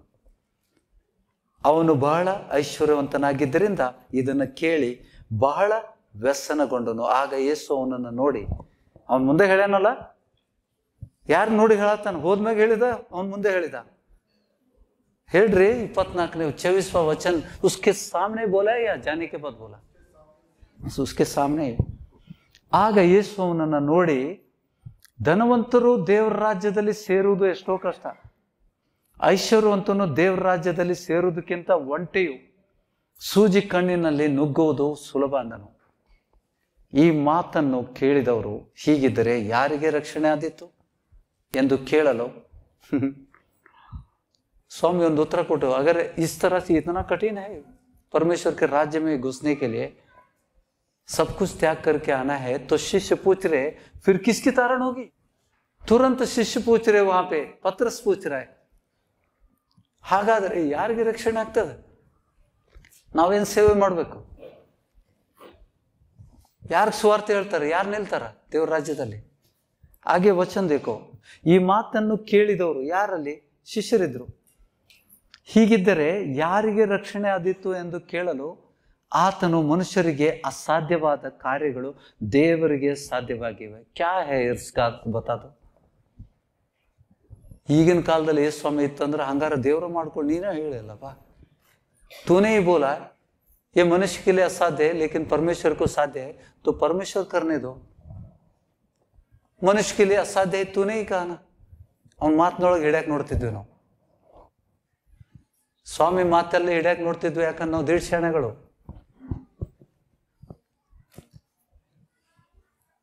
क्या अर्थ है उसका? ये चीज मनुष्य के लिए संबंध नहीं है लेकिन परमेश्वर के लिए संबंध है, मुमकिन है. सब कुछ त्याग करके आने के लिए कभी करेंगे आप? ದೇವರ ಆತ್ಮನು ಹೊಂದಿದಾಗ, ನೀನು ಹೊಸದಾಗಿ ಹುಟ್ಟಿದಾಗ, पवित्र आत्मा सहायದಿಂದ, परमेश्वर की मदद से, पवित्र आत्मा के मदद से ये चीज तुम कर सकते हो, नहीं तो नहीं कर सकते. ಇಲ್ಲ ಅಂದ್ರೆ ನಾವು ಸುಳ್ಳು ಹಾಡ್ತಾನೆ ಇರ್ತೇವೆ ಸಭೆಯಲ್ಲಿ, ಜೂಟೆ ಗಾನೆ. ಮತ್ತೆ ಇವತ್ತು ಹಾಡಿದ್ವಲ್ಲ, ಹೋಸಾನ ಹೋಸಾನ, ಹೌದಾ? ಕುಂಬಾರನ ಬಳಿಗೆ ನಾವು ಬಂದೇವಾ? कुंभार के पास हम आए हैं, क्या हमने दिया है उसको इस बर्तन को रिपेयरी करने के लिए? नहीं. ವಿಷಯಗಳನ್ನ ಗ್ರಹಿಸ್ಕೊಳ್ರಿ. ಯಾಕೆ ನಾವು ಕೊರತೆಯಲ್ಲಿ ಇರಲಿಕ್ಕೆ ಕಾರಣ, हम बीमार रहने के लिए कारण क्या है? यही कारण है, देवर परमेश्वर की आज्ञा का उगड़ उगड़ कर रहे हैं हम लोग, छिपके नहीं, ओपनली कर रहे हैं। वचन उल्लंघन करने से हम शैतान के वश में जाते हैं। उच्चार करेंगे, परमेश्वर की आज्ञा का उल्लंघन करने से हम शैतान के वश में जाते हैं और हमारी प्रार्थना सुनी नहीं जाती। आखिर में हम नरक में जाते हैं। क्या करना है? आज्ञा का उल्लंघन नहीं करना है, बस सिंपल है। परमेश्वर का आज्ञा कुछ भी कठिन नहीं है। प्रभु ने ऐसा बोला नहीं, इतना लड्डू बना दो, इतने साइज के लड्डू बना दो, उपास साई अंत हेळेला 40 दिन उपास करो करके बोला है क्या? प्रभु को उपवास करना से परमेश्वर की आज्ञा का अनुसरण करना किसको मान्यता देता है प्रभु? आज बोला ना, सच्चे विश्वासी बनना है, सच्चे शिष्य बनना है। अच्छे शिष्य बनने के लिए क्या करना है कि परमेश्वर की वचन की अनुसरण करना है प्रतिदिन, तो हम शिष्य बनेंगे और शैतान से बंधन मुक्त होते हैं। शैतान हमारे जीवन से हमेशा के लिए चलता है। ये प्रभु की वाणी है। वचन छोड़कर कुछ भी बोला मैंने, उदाहरण भी वचन का भी दिया, जो सभा में हो रही थी वो चीज भी बताया। ನೀವು ಬಹಳ ಕಲ್ತೀರಿ, सिर्फ वचन पढ़े, इतना पढ़ते हैं लेकिन समझते कम। ಗ್ರಹಿಸ್ತಾ ಇದ್ದೀರಾ? ನಾವೆಲ್ಲರೂ ಪ್ರಿಯರೇ, ಇಟ್ಸ್ ಮೈ ರಿಕ್ವೆಸ್ಟ್, नित्य जीव कಳ್ಕೋಬೇಡ್ರಿ। भले दुनिया तुम्हारे खिलाफ हो जाए, परमेश्वर का वचन का उल्लंघन मत करो, और जो करना बाकी है उसको पार आओ। ನೋಡ್ರಿ, they are the model to सब कुछ। आस्ती पास्ती तोड़ ಬಂದಾರೇನು? आस्त लेके आए क्या? प्रॉपर्टी लेके आए तुम?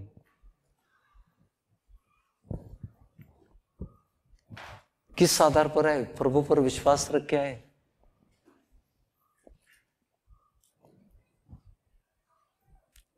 ನಾವು ಈ ಊರಾಗ ಹೊರಗೆ ಬರಕ್ಕೆ ನಮ್ಗೆ ಹೆದರಿಕೆ।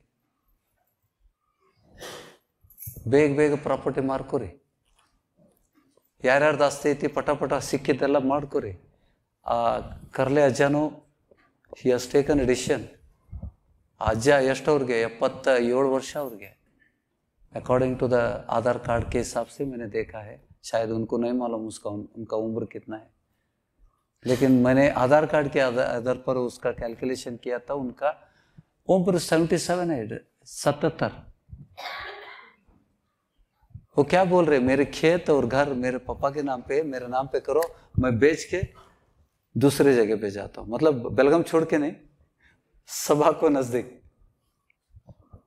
वो गांव छोड़ना चाहते हो इस उम्र में।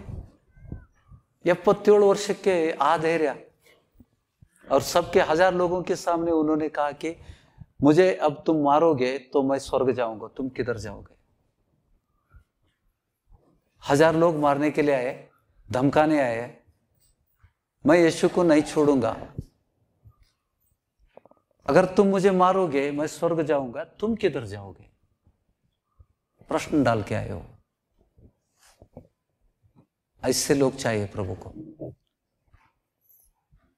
ದೇವ್ರ ಮೆಸ್ತಾನೆ। ನಿಮ್ಮ ಮಾತುಗಳು ಜೀವಬಾಧ್ಯರ ಪಟ್ಟಿಯಲ್ಲಿ ಬರ್ದಿರ್ತದ, ಅದು ಕ್ರಿಯೆಗಳಲ್ಲಿ ಅಲ್ಲ, ದ ಬುಕ್ ಆಫ್ ರಿಮೆಂಬರೆನ್ಸ್, ಜ್ಞಾಪಕ पुस्तकದಲ್ಲಿ बरेलपड़तದಂತೆ। उधर एक किताब है प्रभु का, जो हम इस तरह से साक्ष्य देते हैं ना खड़े होकर, प्रभु अपनी किताब में लिखता है, बोलते।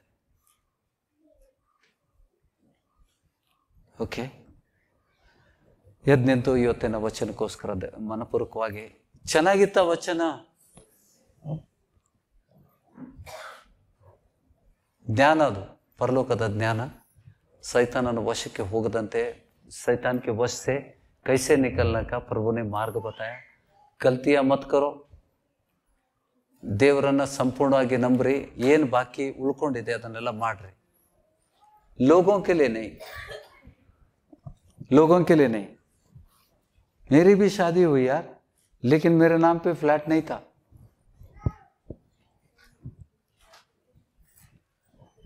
मुझे अमीर औरत मिल गई, ನನ್ನ ಹೆಂಡತಿ ಅಗರ್ಭ ಶ್ರೀಮಂತಲು, ಆದ್ರೆ ನನ್ನ ಆಸ್ತಿ ನೋಡವಳು ನನ್ನ ಮದುವೆ ಆಗಿಲ್ಲ. मुझे कितना प्रॉपर्टी है पूछा ही नहीं वो लोग.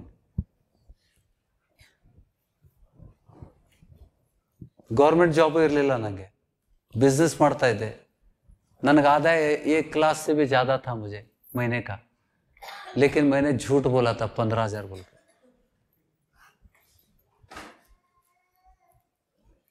तो घर में अजब हो गया, इसको किसने लड़की दी, इतनी अमीर लड़की कैसी मिली? मेरी योजना थी क्या? सेवक बनना मेरी योजना थी. सपने में मैंने सोचा नहीं था कि मैं सेवक बनूंगा. मैं बिजनेस कर रहा था. प्रभु ने उठाया उधर से इधर. सच कहता हूं, मैं झूठ नहीं कह रहा हूं, मैं कुछ भी मजाक नहीं करता हूं. जब इधर यहां पे खड़ा होता है ना, शिक्षा होती है, यहां पे कुछ झूठ बोल नहीं सकते. ये जगह अलग है. ಗ್ರಹಿಸ್ತಾ ಇದ್ದೀರಾ? ನನಗೆ ಯಾರು ಕೇಳಲಿಲ್ಲ. ಈಗ ಕೇಳ್ತಾರೆ, ಎಷ್ಟೋ ಜನ ಕೇಳ್ತಾರೆ. ಗೌರ್ಮೆಂಟ್ नौकरी ಐತೆನಾ, ಸ್ವಂತ ಮನೆ ಐತೆನಾ? मेरे पास एक फूटी कौड़ी नहीं थे, पैसे थे लेकिन मैंने कुछ प्रॉपर्टी में इन्वेस्ट नहीं किया. ना मेरे पास फ्लैट था, ना मेरे पास घर था. क्या देख कर दिया मुझे भी नहीं मालूम.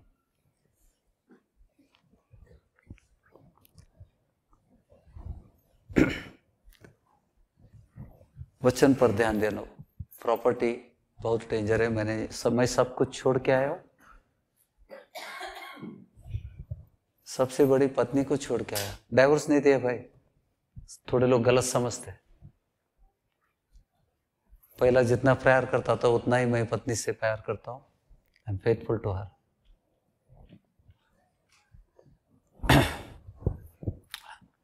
वचन के लिए प्रभु को धन्यवाद करेंगे.